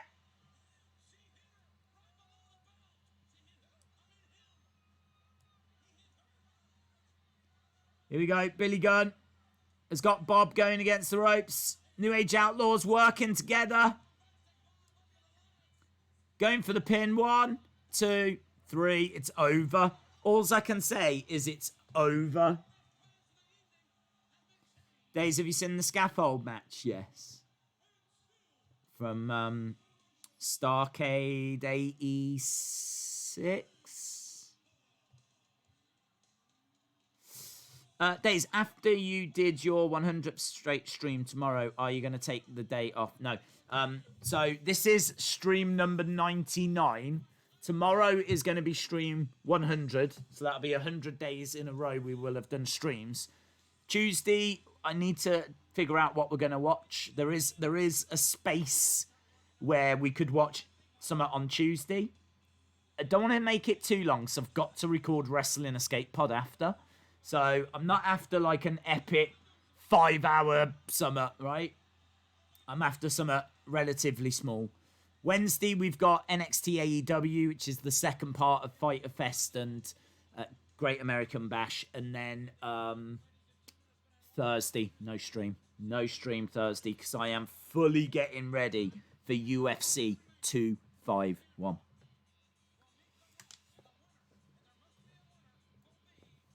Okay, Shamrock against The Rock, the final. Are you ready?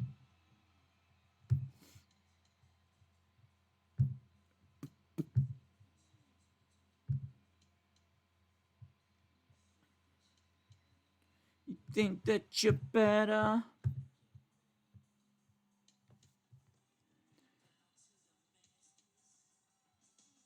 So we've got DX music playing. Who's coming out? Why am I don't even know why I'm watching this. Triple H is making his way down with why doesn't China just stay out there? Poor China, man. This woman's had to walk back and forth to the ring 3 times. She came out with X-Pac. Then the very next match she comes out with New Age Outlaws. Now she's come walking out with Triple H. Triple H isn't in this match. Is he going to be cutting a promo?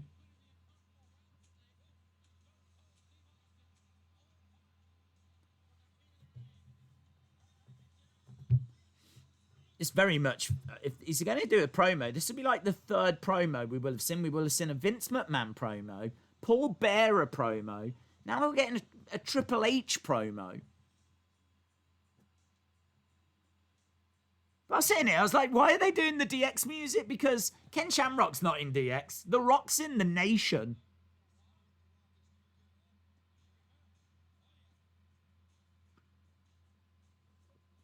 Okay, so The Rock.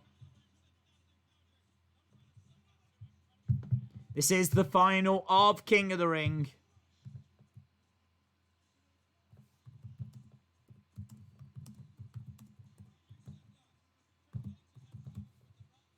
So The Rock versus Ken Shamrock.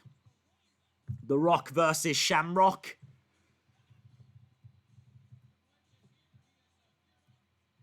Should be like Real Rock versus Sham Rock.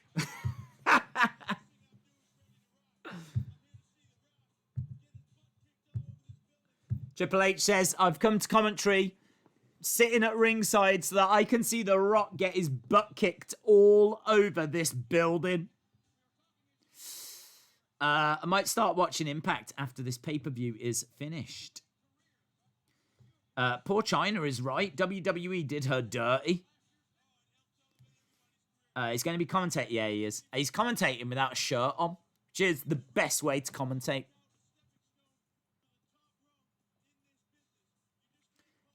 Triple H is on commentary. Is meant to be awful. Hello, Zandel. Hope you are well.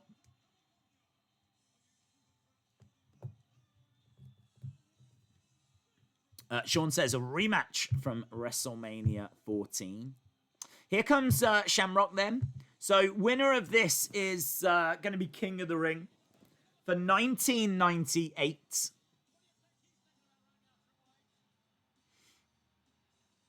I just think this should be so much bigger. Should feel so much bigger. Good news though, my friends. The good news is this. There are 3 matches left. King of the Ring final. Undertaker Mankind. Kane versus Stone Cold in the main event. 3 matches left. That is it. No more rubbish.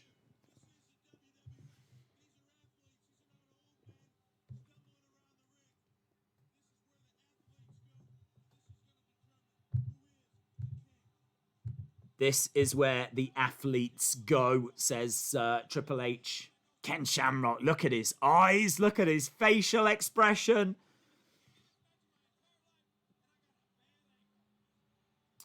My favourite wrestler is Rey Mysterio, says Kristen. Who is the best faction, says Kyle. For me, it's DX. DX, cool. I like DX. I like, obviously, NWO. You could say Bullet Club, I'm sure, would get a mention. I think most people would probably say 4 Horsemen.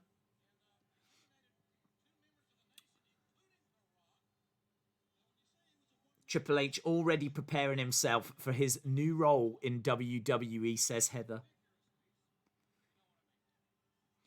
Right, the two of them locking up, but a kick to the midsection by The Rock. Big right hand, and again, he's got Ken Shamrock rocked. Shamrock hurls The Rock against the ropes.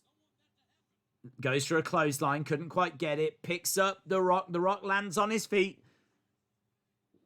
Nice. Quick reversals, duck underneath. Knee strike there by Shamrock.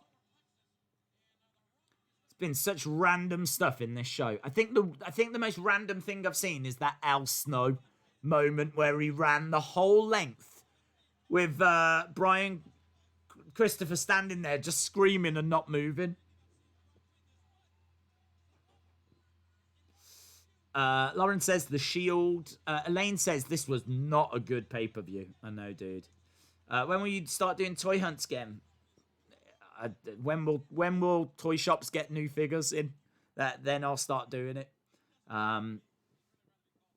If we go, I just don't think we'll see anything new. Idea for Tuesday stream, Survivor Series 98. I gotta tell you, I'd want to be checking out that it's a good show before we do that. I was really pumped for this. Face first goes Shamrock.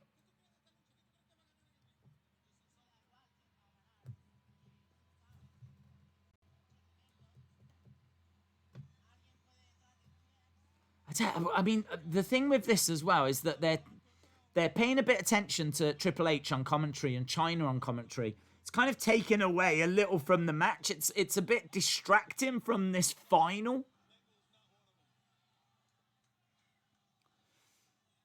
Rock in control, reversed by Shamrock. Against the ropes goes The Rock. Shamrock throws him up over the top. Rock goes to the outside. Shamrock, of course, with those MMA gloves on, MMA-style gloves. Red trunks, red boot coverings. The Rock in black, and it's got The Rock written on the back. Days, how are you? I'm all right, thank you. WWE Fan 14. Waiting patiently for Undertaker versus Mankind, but they do say good things come to those that wait. The Rock outside the ring. Harvey says, Days, I went to Smith's and they had a new Braun Strowman and Elite 77.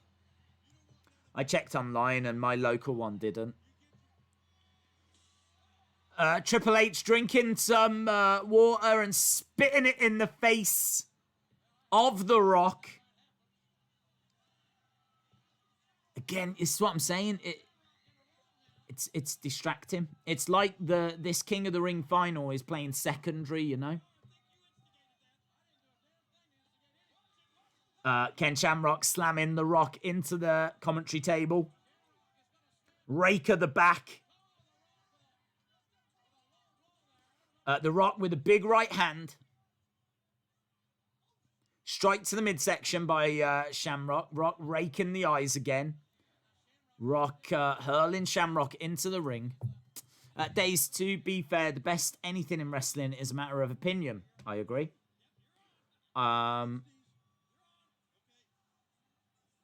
Block. He's looking for a superplex there. Reverse snap suplex by Ken Shamrock. Really good. Shoulder up by The Rock. Nice right hand. Reversed. Shamrock. Oh, goes over the top. He gets his hand caught. That's nasty, isn't it? The Rock has to free his hand. The way Ken Shamrock went over the top then, he got his hand actually caught in the ropes, which was quite moody. It's a little strange as well, seeing the old WWF scratch logo on the side of the ring. Just weird seeing that old logo. WWF. Into the railings goes The Rock, but he comes forward with a big clothesline and Ken Shamrock goes down. Triple H standing up again, so is China, just in case The Rock decides to do anything to them.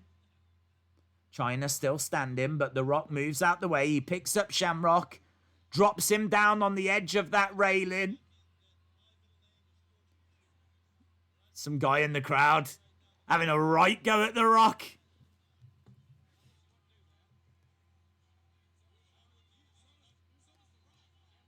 Shamrock gets thrown into the ring. Oh, The Rock just spat. The Rock just spat at someone in the crowd. The Rock spitting at a fan. Straight to the midsection.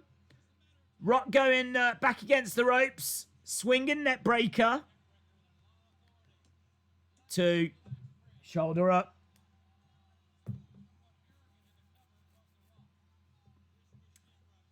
Shamrock can't quite see out of his eye. The crowd is cheering for Shamrock. Austin 316, shout out to you. Into the corner goes The Rock. Goes for a clothesline. Beautiful DDT. DDT by The Rock. Goes over for the pin. The referee gets... there's a fast count. Wow, the ref wasn't waiting around. That was quite quick.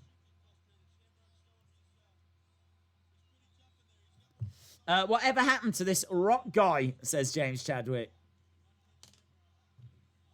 Rocky sucks, is what the crowd are saying.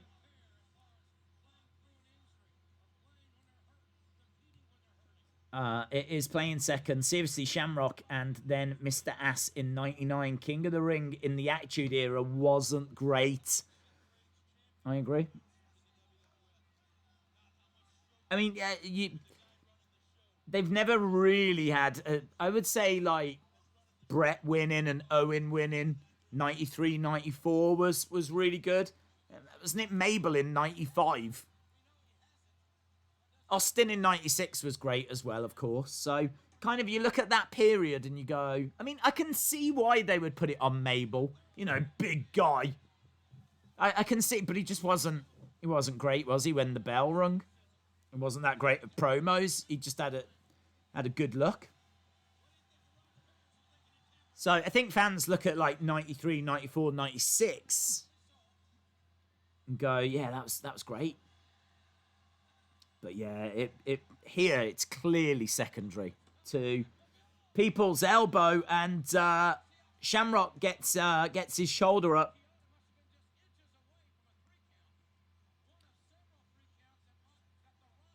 Rock with a headlock. I've got the Shamrock Elite. Haven't you got it, Days? I remember correctly, you do. I do have it. Yes, I do have it. King of the Ring 93 was the first and the best.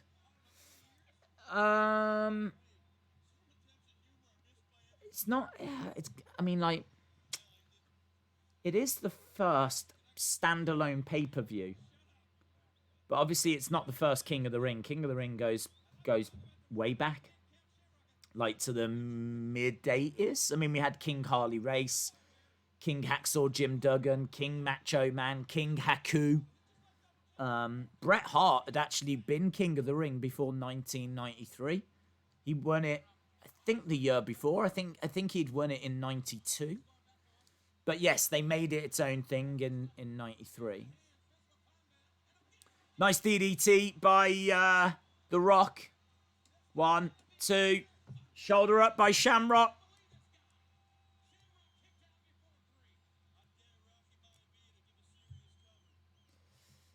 I'm watching the Monday Night War series. They show Chris Benoit's face for a good 10 seconds.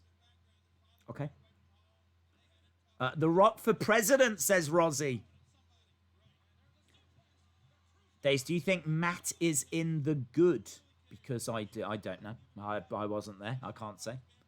I mean, the only thing I know is that he spoke to WWE and told them everything that he knew and all the evidence and everything, and they felt comfortable enough to continue pushing him. And I mean, as we saw on this past week, he had a quarter of the show.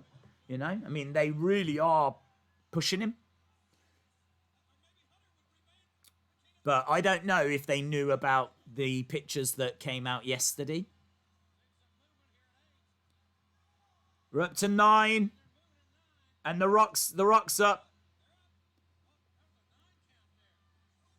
Nearly both guys getting... I don't understand, because they said someone has to win. So what happens if they both were down for 10? They said someone's got to win. 1, 2, shoulder up by The Rock.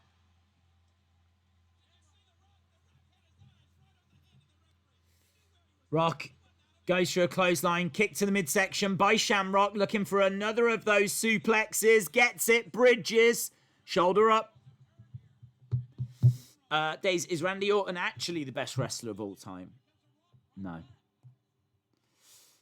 King of the Ring wasn't the first official King of the Ring. Brett won it from a person who last held the gimmick before it became an annual pay-per-view. Into the corner goes Shamrock. Nice slam. Power slam by The Rock.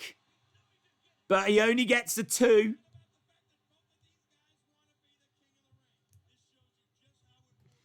So this part of the match is good. I'm into this. I think this has easily been the best match we've had so far tonight. Easily. This is actually watchable. Strikes to the midsection by Shamrock. Reverse against the ropes goes The Rock. Round looking for DDT. No. 1, 2. Shoulder up. Shoulder up.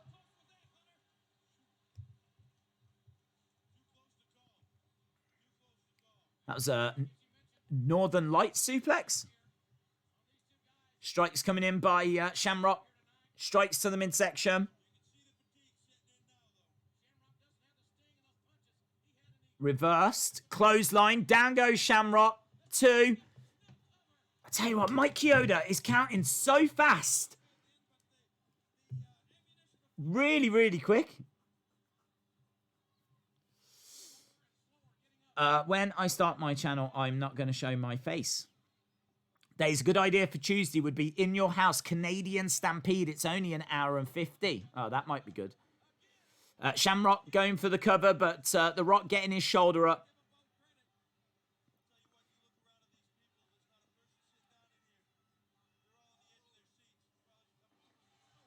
Into the ropes.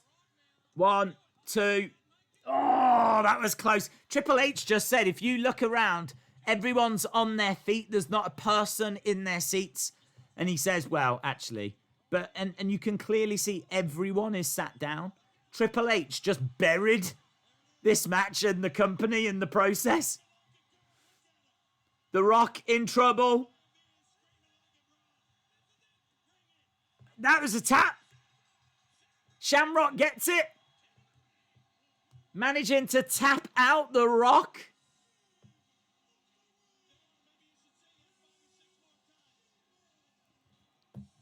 Shamrock's the real Rock. Shamrock wins King of the Ring 1998. He got the ankle lock applied. And The Rock just once. He wasn't like tapping. He was just...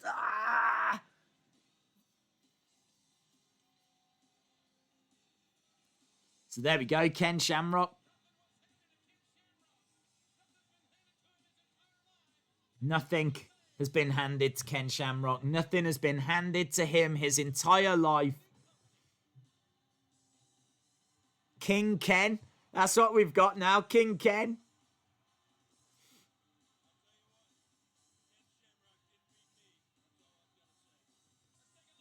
Triple H says, Ken Shamrock didn't beat me. That's all I've got to say.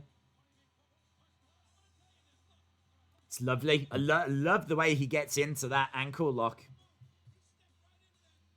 It's really great. He did step into trouble there, The Rock. I mean, look, that's clean. It's a clean win for Ken Shamrock. How huge is that? Days, you could watch what's on FS1. Sadly can't because I have to record around the same time. Right, there we go. Triple H and China heading away. Yes. Oh, you know what's next.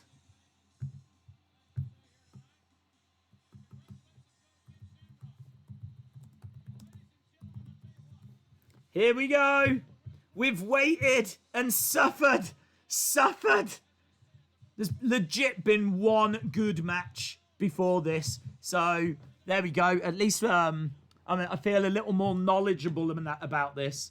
But it is time. Undertaker, Mankind.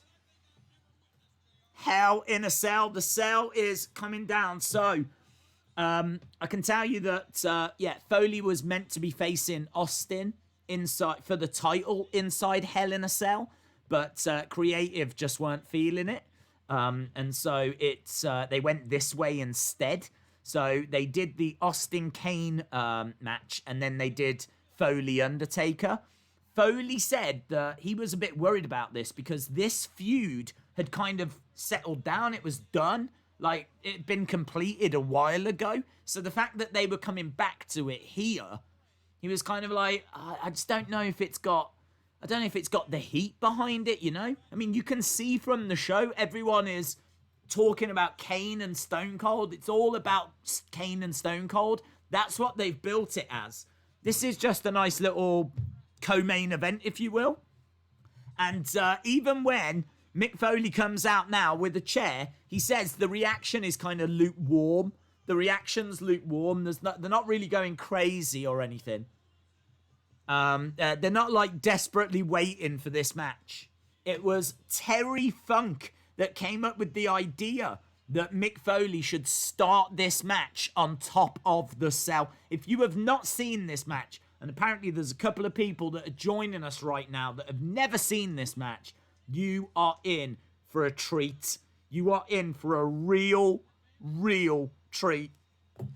Forget what you've seen on this show. Forget it. It's been an awful show. Things get real now. So, Mankind coming out. He's having a look. He actually said to the crowd, you're going to see something special. He told them you're going to see something special. And he opens up the door. And he gets inside. And he was genuinely concerned about the fact that they were going to have to try and follow the first Hell in a Cell match. That first Hell in a Cell between Undertaker and Shawn Michaels was so good. He thrown the chair on top of the cage, and Mick Foley is climbing up the cage. Now, I believe this part of it was planned, right? So they did plan on him going up there. Vince had actually said to him earlier in the day, like earlier that day, have you been up? Is it all good? And Mick Foley was like, yeah, I've been up. Yeah, it's fine. He hadn't been up. This is the first time he'd gone up. He's afraid of heights. So he said, had he have actually done that earlier in the day, he doesn't know what would have happened, because he said it was terrifying. Being on top of that cell was genuinely terrifying. So Vince had said, have you been up? Everything all right, yeah? I don't know if this fall is planned. I genuinely don't know. I need to try and do a bit more research to know if this was meant to happen. I know what was meant to happen was that they actually gimmicked the roof so that when there was a choke slam, it's meant to sag. It's meant to sag, and then part of it is meant to go, right? And then that way Foley can, like, roll into the ring. I think that's what the plan was. The plan was start on the roof, do the choke slam, the roof's going to buckle a little bit, then get into the ring that way. I think that's what they were meant to do. That is not what happens. That is not what happens. But, yeah, Mick Foley comes down. He goes straight up onto the roof. Undertaker is wrestling with a broken foot here.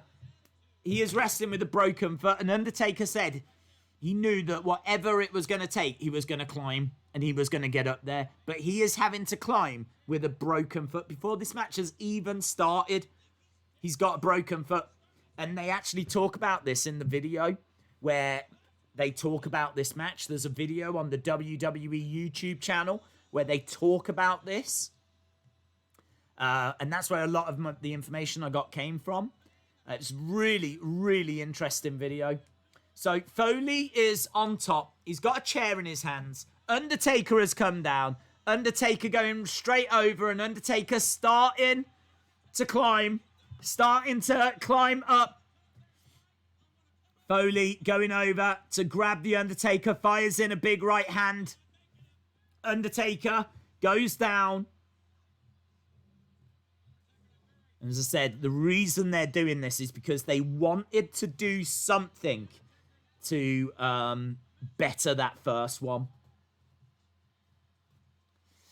So both guys are up on the top of the cage right now. Foley with a big right hand, and again. I mean, it's just not built to hold them. And as I said, part of it is like cable tied and it's gimmicked.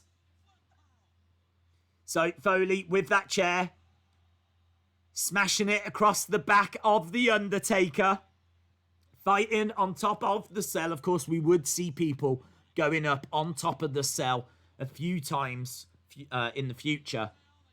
But this is incredible to see it here. And there, look at that. They walk on that bit and it does buckle, which is exactly what it was meant to do. Part of that was meant to do that. They stand on it. Undertaker said he always felt safer standing on the support beams. So part of it is meant to buckle. Not all of it is meant to buckle, though. And you can see the rest of it is holding up all right. But here we go. Here we go. Ah!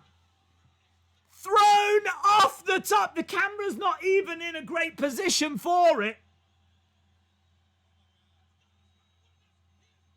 As God is my witness, he is broken in half. I tell you, there's a line in there. Look, you can see the commentators are all not back. This is real concern here. Real concern. Real concern. Jerry Lawler says this is over right here. The cage, 16 feet high. You can see that Foley has landed. This is such a great angle, though. Bang. Down he comes. Onto that commentary table. The table explodes. Look at that angle. Look at that angle. The Spanish announce team are down. The commentary table is absolutely obliterated. It's one of the most iconic moments in the history of WWE. There's Terry Funk, former NWA World Champion. Terry Funk that we've seen in ECW and great friend of Mick Foley. It was his idea to start up on the cage. Terry Funk in the white baseball cap, checking on Mick. Watch his arm. Mick Foley at this point is complaining about his shoulder. Terry Funk saying, watch his arm. Look, we've got people coming down. They need to try and get the stretcher to Mick Foley. Like, if this is done, this match is over. There we go. Look, they take the mask off and they're checking on him. And they need to get the stretcher to him. So in a minute, they're going to start lifting the cage with Undertaker on top of it. They're going to start lifting it.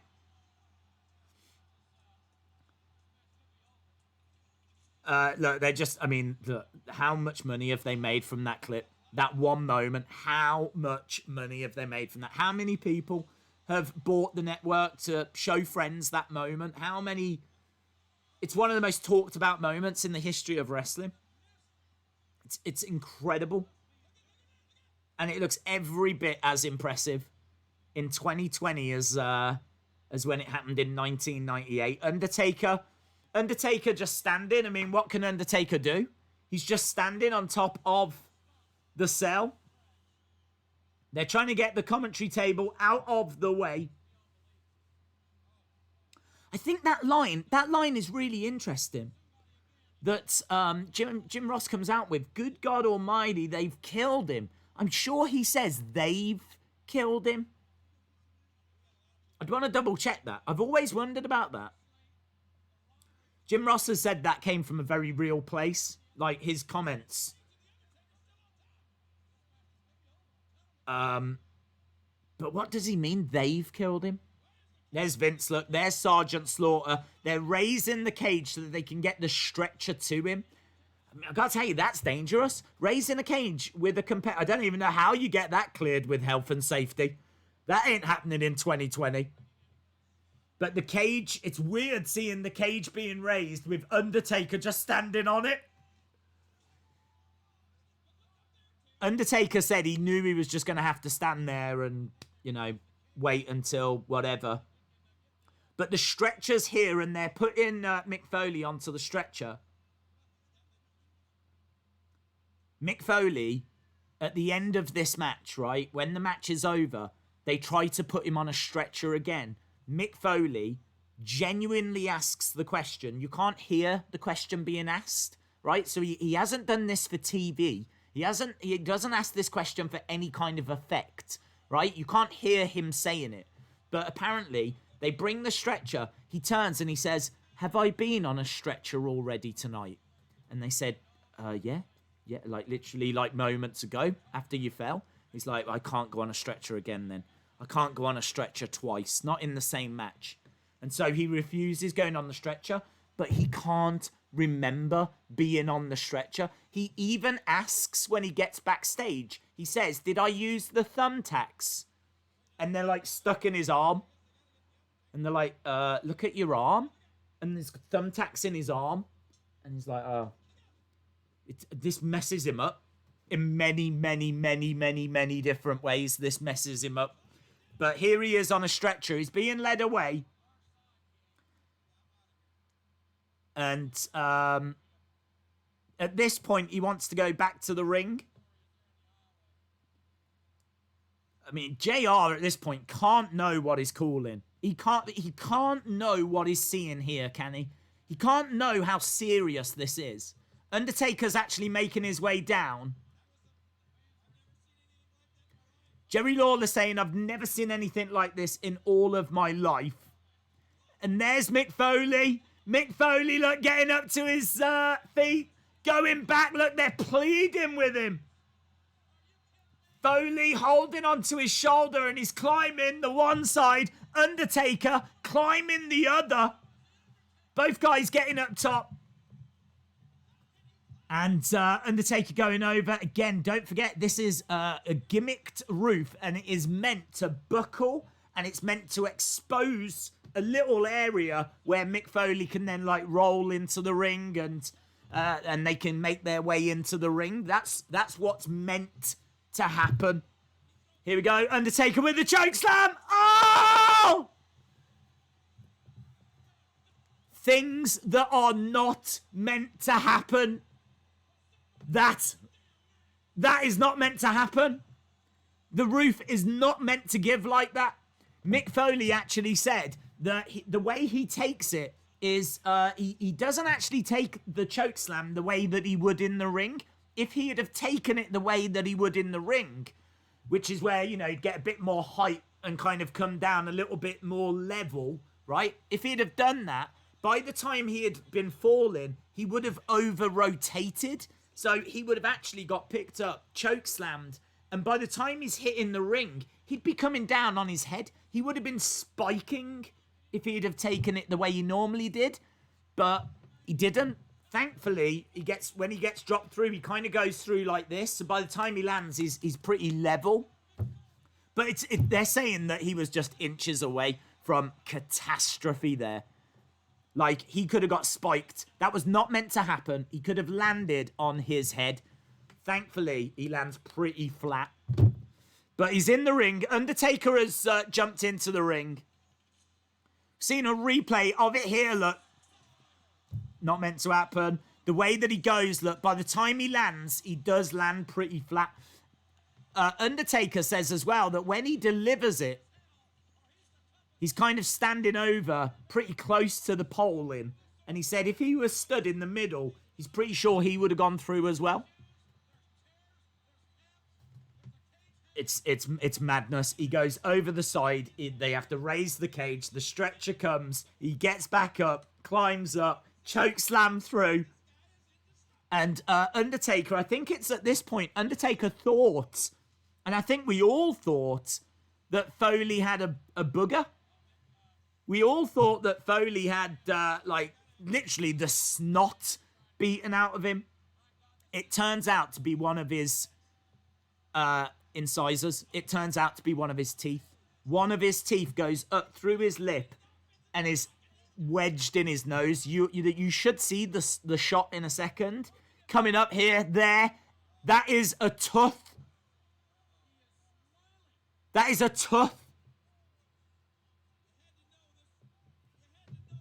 There's so much about this that just is mind-blowing.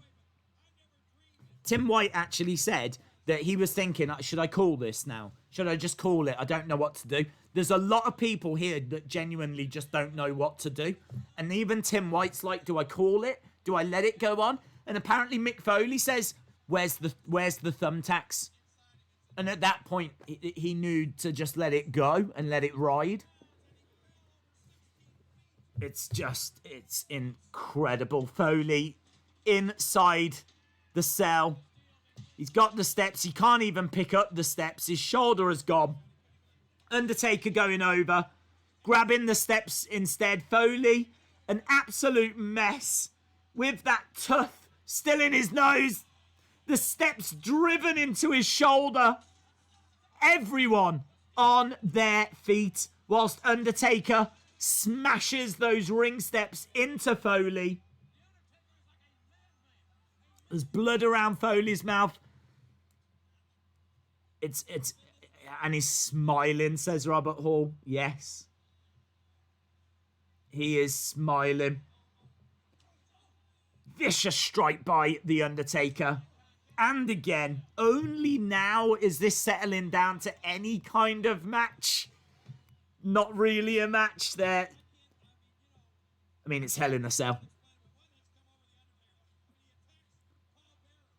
Undertaker going against the ropes. Suicide dive, but Foley moves out the way. Undertaker goes into the side of the cage because Foley basically collapses down. So Foley is down outside of the ring. Undertaker goes crashing into that cage. These two, incredible. And don't forget, Undertaker's doing all this with a broken foot. Undertaker's got a broken foot. Into the cage goes Undertaker. And again, face first. Undertaker now has got some blood as Foley is trying to just grate Undertaker's face against this cage. It's insane. Hardcore legend, says the big guy. Baby Bruh says, this match is insane and it is my first time seeing it. Foley going over, grabbing Undertaker. There's a chair in the middle of the ring. Foley now has got Undertaker. I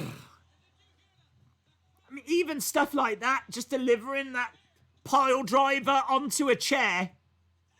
Shoulder up. Look at the blood. Look at the blood coming out of The Undertaker now. For the weak of heart, this is not, says JR, as Mick Foley starts to really target the blood that's coming out of The Undertaker. Foley putting a chair over the face of the dead man. Leg drop. Leg drop onto the chair that was on the head of The Undertaker. More blood now. 2. Shoulder up. Shoulder up. Walid, I think there's one match after this. One match after this.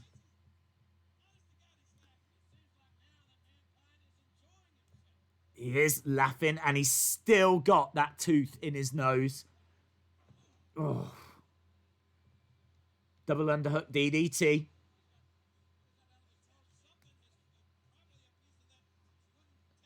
They're saying maybe it's a piece of the wooden table. They don't even know that it's a tooth. Here we go. Foley going under the ring. Grabbing a bag. And we know what's inside this.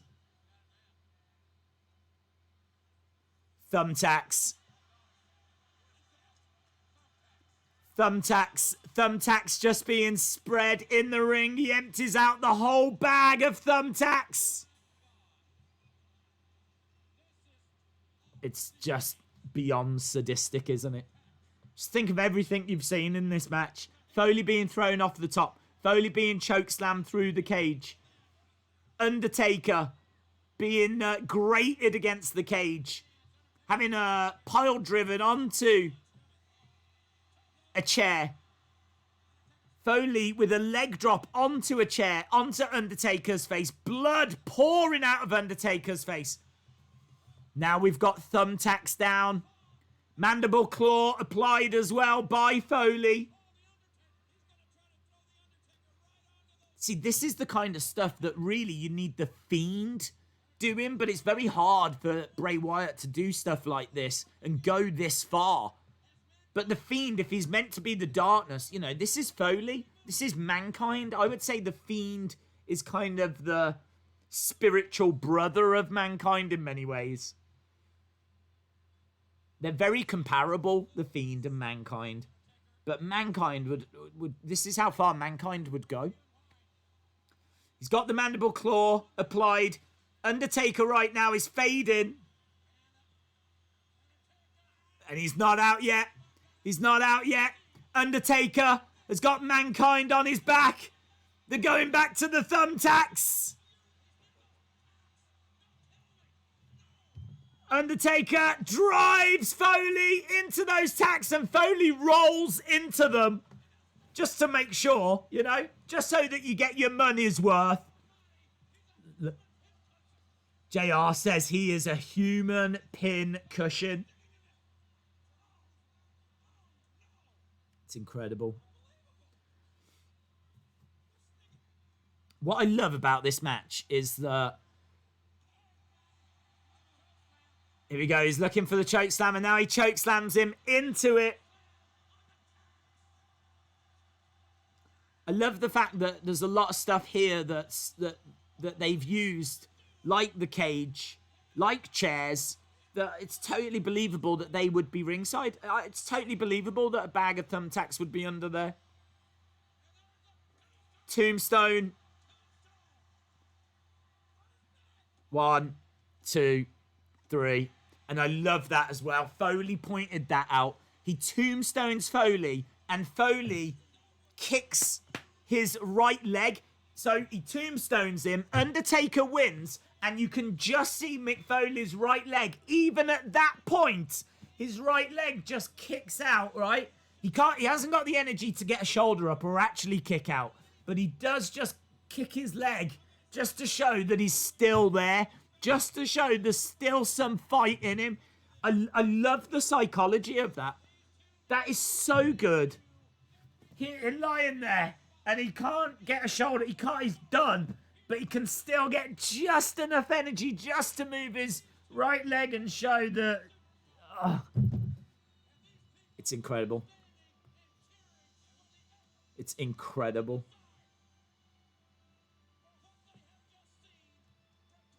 Four and a half stars. I mean, I don't know why, to be honest. I genuinely don't know why. Certainly when you think about the fact that Foley should not have been competing after those falls, and you think that Undertaker shouldn't have been competing, and they managed to do that. I mean, look at it.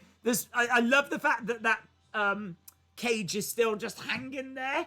It really adds to the... Do you know what I mean? Look at the ringside area. These two just had a match. And look at the thumbtacks in the ring. You've got the cage that's broken. Look, they're bringing in a stretcher. This is where he's asking, have I been on the stretcher already tonight? They're trying to put him on. He is not there. This isn't selling or anything. This is Undertaker walking away.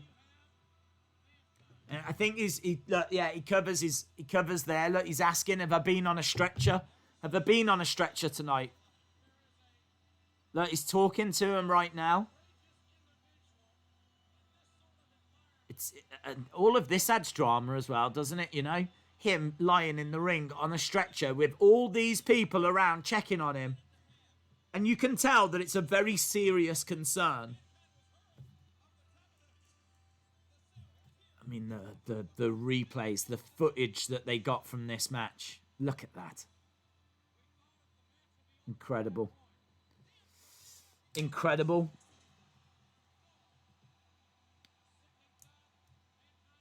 Crashing down. It's and then look at that, a choke slam into the thumbtacks. Tombstone. I mean, what's amazing is as he gets tombstoned, some of those thumbtacks fall out of his arm and off his back and everything.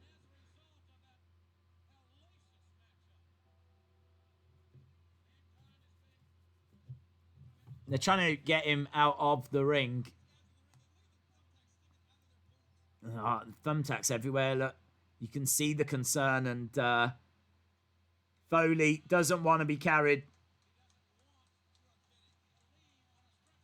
There's Slaughter. Look, Sergeant Slaughter trying to help Mick Foley.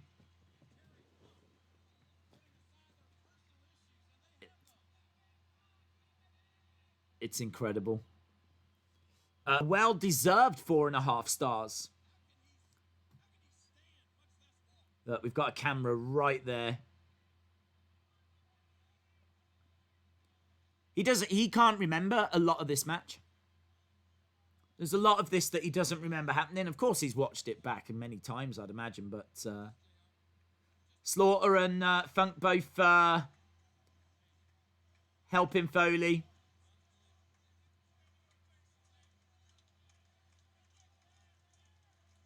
And there's Funk like. It's incredible. It's incredible. How does anything beat that, says John? I don't know, is the answer.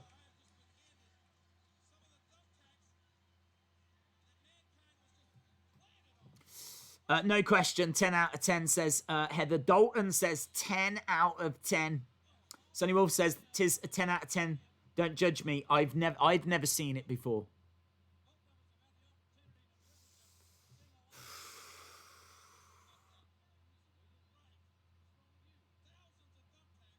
They've got some of the actual thumbtacks there. Should have kept them. Could have sold them on eBay. Got quite a bit of money. Actual thumbtacks from the Undertaker Mankind match. Oh, Jerry, you could have retired on the money you could have made from that. He'd sell a thumbtack. One thumbtack for like $100. It's probably a couple of $1,000 there that he's just dropped onto the table. Wow. Yeah, I mean, look, how do you follow that? This whole show has been about Stone Cold Kane, and I tell you what, if you was to ask people what was the main event of King of the Ring 98, I should imagine most people will either say, I don't know, or they will say Undertaker versus Mankind. But it's actually Stone Cold versus Kane for the title. And no one talks about it. Well, pretty much no one talks about it. Certainly nothing compared to what we just saw. It was shocking. It felt like an ECW pay-per-view match. When he gets backstage, Vince said, I said at the start, Vince says to him, "You've no idea how much I appreciate what you've done for this company, but I never want to see anything like that again." That's what Vince said to him. I mean, that's gratitude, isn't it? That's gratitude.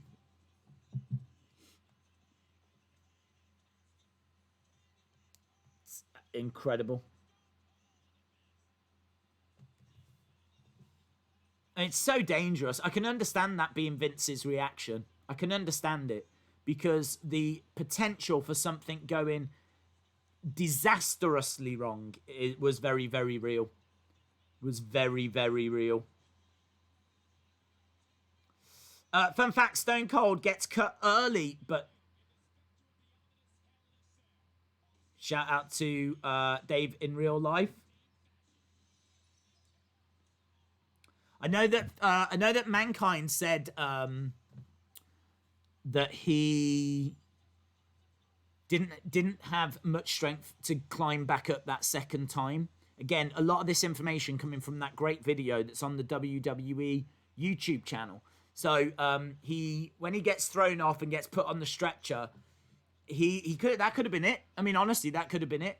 But he wanted to continue. He got onto his feet. He goes over. He uses any energy he's got left, just climbing. And when he gets to the top, he's done. He's done. He can't trade back and forth with Undertaker, which is why when he's on the top, it doesn't take long until they do the choke slam. And that's and also I think it explains why he doesn't take the choke slam the same way he normally would. That is a key part to that match, is the fact that was not meant to break, and the way that he lands after the choke slam, because he could have spiked on his head. He could have over-rotated.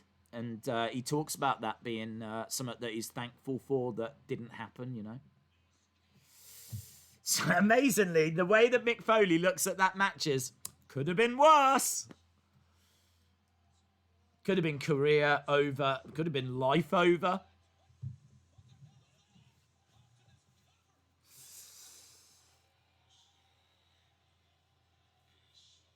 The whole story, originally my brother was supposed to be named Ashton. Oh, very cool, Sonny Wolf. One of the best matches in WWE history, says Eric.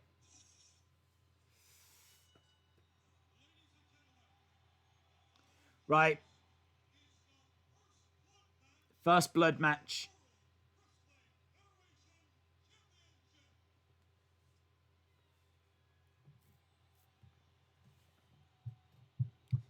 This Kane was my favorite as well.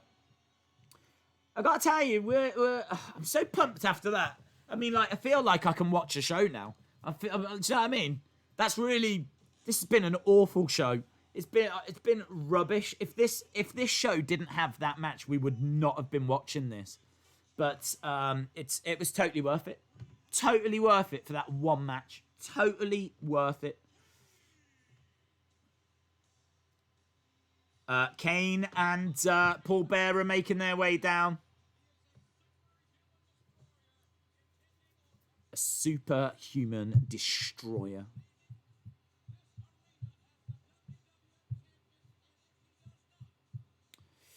So this is our main event.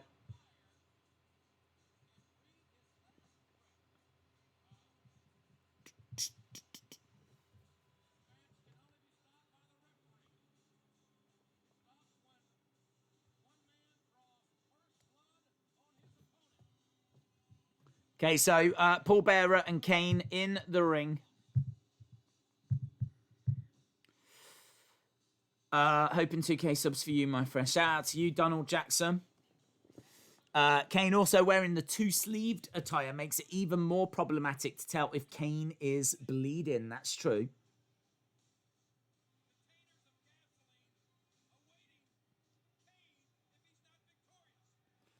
He should be wearing two gloves as well, shouldn't he? So, if Kane doesn't win this match, he said he'll set himself on fire. And here's Austin.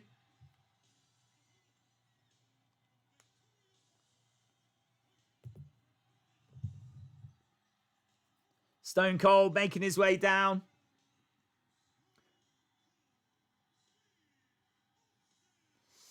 I think they talk about that match in Beyond the Mat. I think so, yes. Here we go. Against the ropes goes Stone Cold. He drops the belt in the ring. Thez press. Big right hands. Kane is down. Stone Cold dropping the elbow. Kane sitting up. Stone Cold using that belt. Kane sitting up again. Smacking Kane in the face again. Kane is down. And Stone Cold going straight over and undoing a turnbuckle. We know this match isn't going to be long. It's going to have about 10 minutes or so. Because there's only around about 15 minutes left of this show.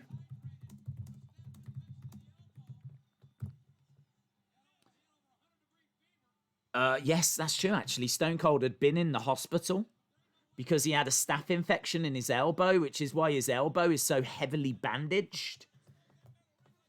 Yeah, he'd been in hospital. I think it was even the day before or something. So, big strikes by Kane, and he's now trying to choke out Austin.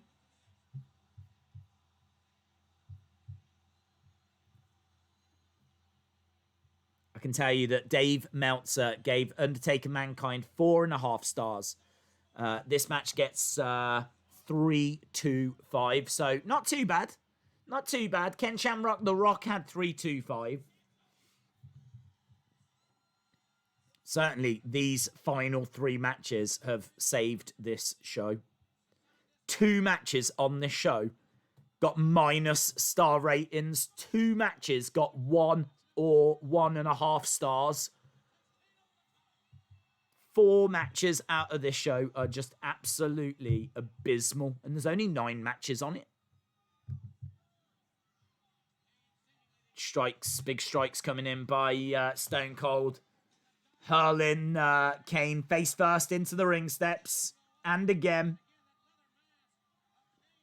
Yeah, that mask is a real advantage here for Kane.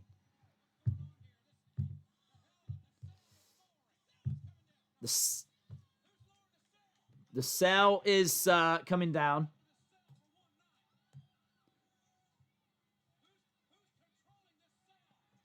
Stone Cold dropped on top of the railings.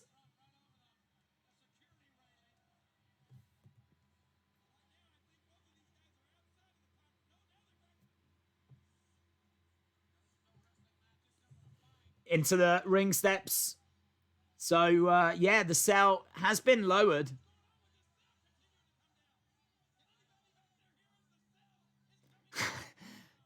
Jerry Lawler's like, can anyone out there hear us? The cell is coming down. This is not a cell match. Austin going into those railings.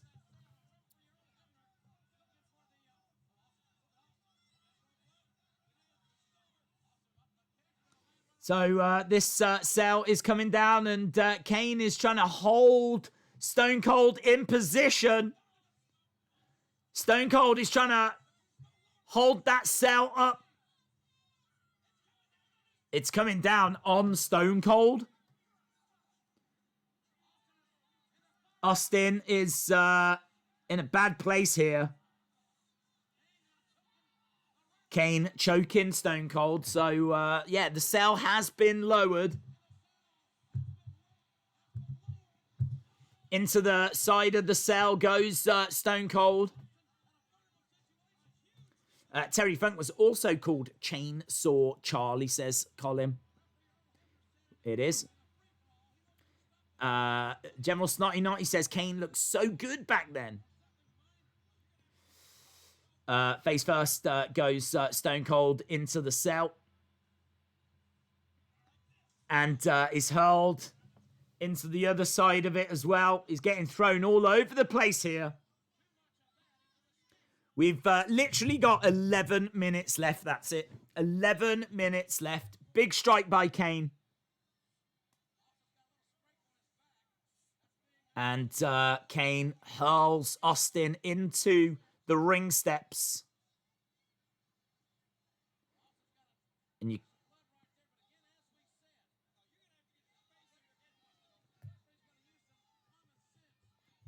So, yeah, Stone Cold has got some blood on his back.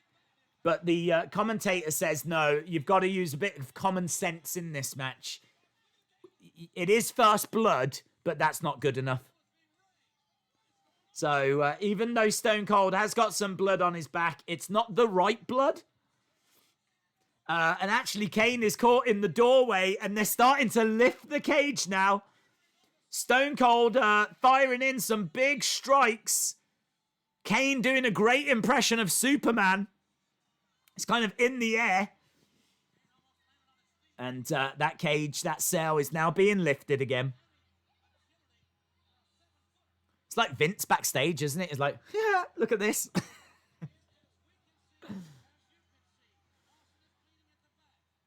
So into the entranceway. Look at those people that have got Burger King hats on.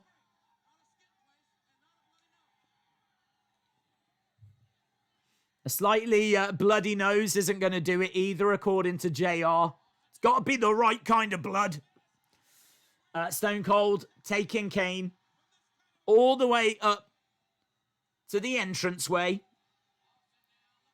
Pablo Gamer, shout out to you, dude. Oh, back body drop. Stone Cold onto that concrete. There's no pad in there. Oh, Mr. McMahon is actually not in Gorilla. He's in the luxury box. I thought McMahon would be in the Gorilla position. He is up there with Sable. Big right hand by Kane. Austin goes into the entranceway. Dropping elbows down. I guess it's first blood from the head. Yeah, that's what they say, yeah. Strike knee to the midsection. Stone Cold looking for a suplex. Kane looking to reverse. Kane does reverse.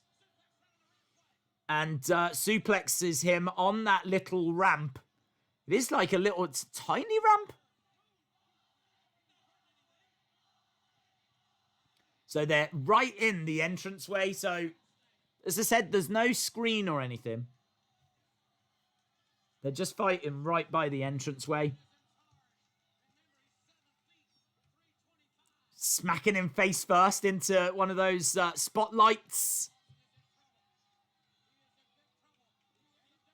Austin trying to use that staging to climb up. He gets thrown into some railings. Every time Dave says Austin, I keep thinking he's talking to me. Railings getting thrown at Stone Cold. We have literally got, what, 7 minutes? Big right hand. The Hell in a Cell match was a good match, says Andrea. I agree. Heather says, the crowd is insane. You don't see crowds like that anymore. That is definitely something that was great about the Attitude Era. Very passionate, very vocal crowd, very involved crowd. Signs everywhere. Into the ring. So they've gone all the way back to the ringside, ring area. Stone Cold throwing Kane into the ring. Kick to the midsection. Trying to get him jamming face first into that exposed turnbuckle. And again. Kick to the midsection. And he's got Kane draped over those ropes. Here we go. Stone Cold against the ropes. Collides into Kane. And he throws him out of the ring to the outside. Stone Cold jumping out after Kane. He's trying to drag him back to the ring. They've gone all over the arena. They've managed to fit quite a bit in, haven't they? With the time. If you think like the sales come down, then it's gone back up. Then they've gone to the entranceway. Then they've come back. Now he's hurling him into like the ringside area. We've got the gas canisters, the gasoline on the. Oh, he just smacked him in the face with a fan. The fan that the commentators use just got smacked into Kane's face. That might be the most brutal thing on this show. Stone Cold gets thrown into Earl Hebner. Hebner down. Last 3 matches saved this 100%. And I gotta say, even Shamrock the Rock, it was overshadowed. His presentation was poor. The problem I've got with this match as well is that the cage going up and down is a real distraction. Now it's kind of like hovering halfway. It's not up, but it's not down.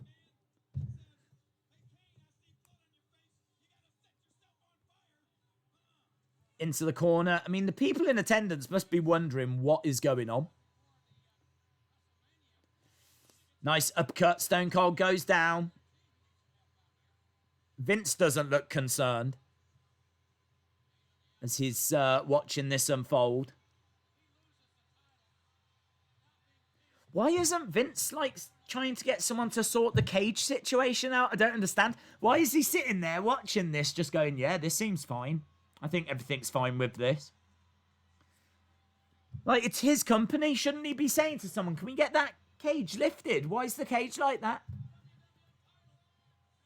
Kick to the midsection by Stone Cold. Sticks the finger up. Hurls Kane into the corner. WWE needs to bring back the Attitude Era. There's the gasoline on the ring steps.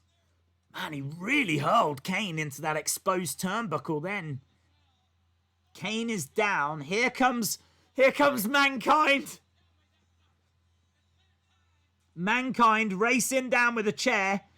Kicked in the midsection by Stone Cold.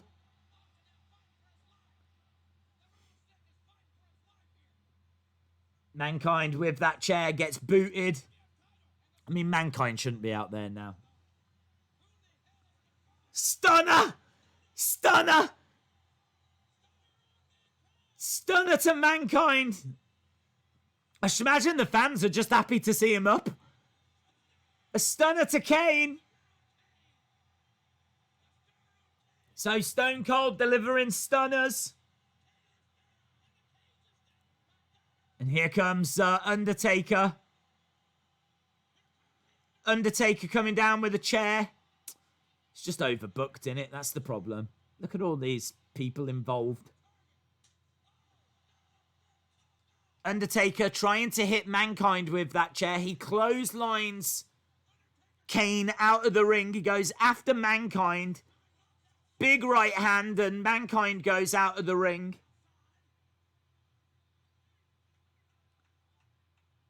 Undertaker grabbing Earl Hebner. The cage is now fully down.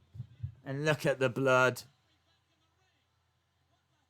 Look at the blood. The blood pouring down the face of Stone Cold.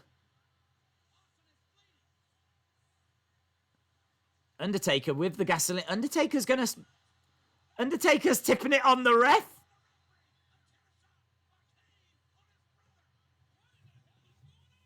There's gasoline all ringside now. It's all in the ring.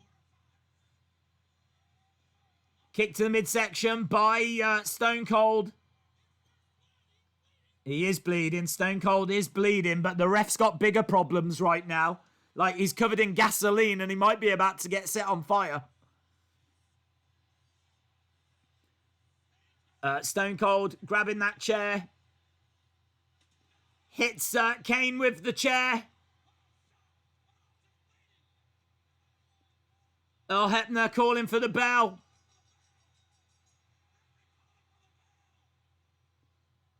And look at the blood. Look at the blood.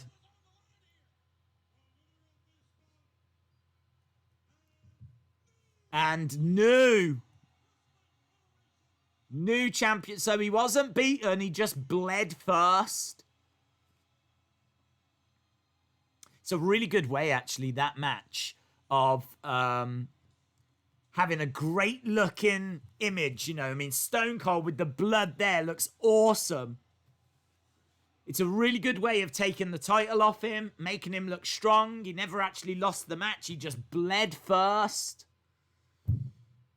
And that's it. I mean, the show ends that way. So weird that the show just ends. Isn't that weird? They announce and knew Stone Cold's like absolutely fuming. And that's it. It's over.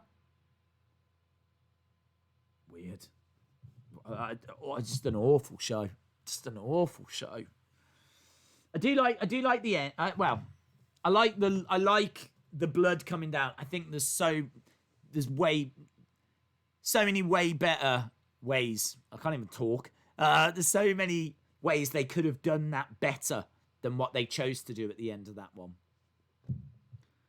Oh God, get your ratings in. My brain is fried after watching that. Get your ratings in. For me, there's 3 good matches, and 2 of those 3 are overbooked. Well, not overbooked. I do think that Triple H and Chyna being at ringside was too big of a distraction, and clearly the focus wasn't on the final of King of the Ring. That main event, I think, was interesting. It was entertaining. I'll definitely give it that, but the cell, I mean, like, you don't get an answer on it, do you, there? Why was the cell going up and down? I think it had something to do with Undertaker and Mankind controlling it backstage, or something like this. And I think they played a part in the cell going up and down. But it's so weird and random, and the things that I like from that main event could still have been achieved if you actually took out a lot of the stupidness. LSW says, an absolutely atrocious show. Colin says 5.5. John says 5.5. Hayden says 4. Sean gives it a 6. Ricky says 4. Texas Range Fan gives it a 4. 7.5, I'll tell you what I'm going to give it. I am going to give it a 5. I'm going to give it a 5. I could give it a 4. But I just think that Undertaker Mankind match is so epic. I mean, like that gets the majority of the points. I think there's 3 good matches. I think that you can get an extra point just for Mankind and what happened in that match. So straight away that takes us up to like 4. And then, you know, you kind of look at some of the other bits. I liked Vader coming down, getting in the face of China. First match was just passable. The Vince promo was awful. It was kind of cool to get a Paul Bearer promo. Sable slapping Pat Patterson and Sable coming down was a bit random, but it was okay. I mean, maybe a 5's too high now I'm thinking about it. Maybe it should be like a 4.75 or a 4.5 or something. I'm gonna stay. I've already put it on screen. I'm gonna stick with it, but I wouldn't go higher. If any, I mean, I'm sitting here thinking, should that be a 4.5? It's that bad. The show is that bad. It's a really. For a lot of it, I was bored.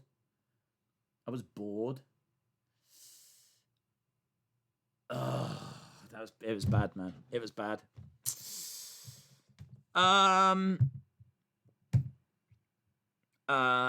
It's the United States, not the United States of the USA. The sale was a prop. It made it easier for Kane or Stone Cold to bleed. 6 out of 10 just for the Foley match. J14 gives it a 5. We've hit 130, says Andrea. That's awesome. Thank you to everyone that's watched and joined us. And thank you to everyone that's left a like and has shared your thoughts in the chat and everything. I really, really appreciate it.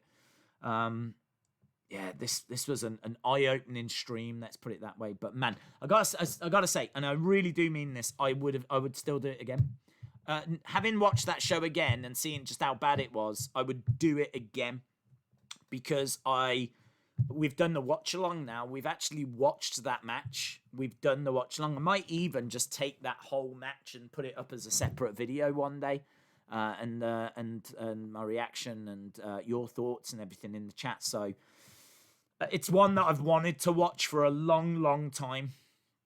So I'm really pleased that we have. But man, it was hard work.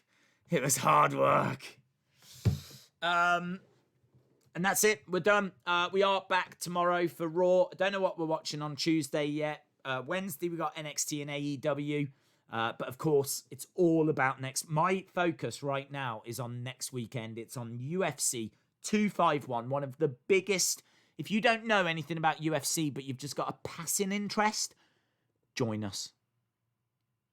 Join us, because that show is going to be freaking huge. I can't emphasize how big that show is going to be enough. It is going to be huge. So join us for that. Awesome, guys. Thanks a lot for the support. Thanks for watching. And hopefully, see you again next time. Bye for now.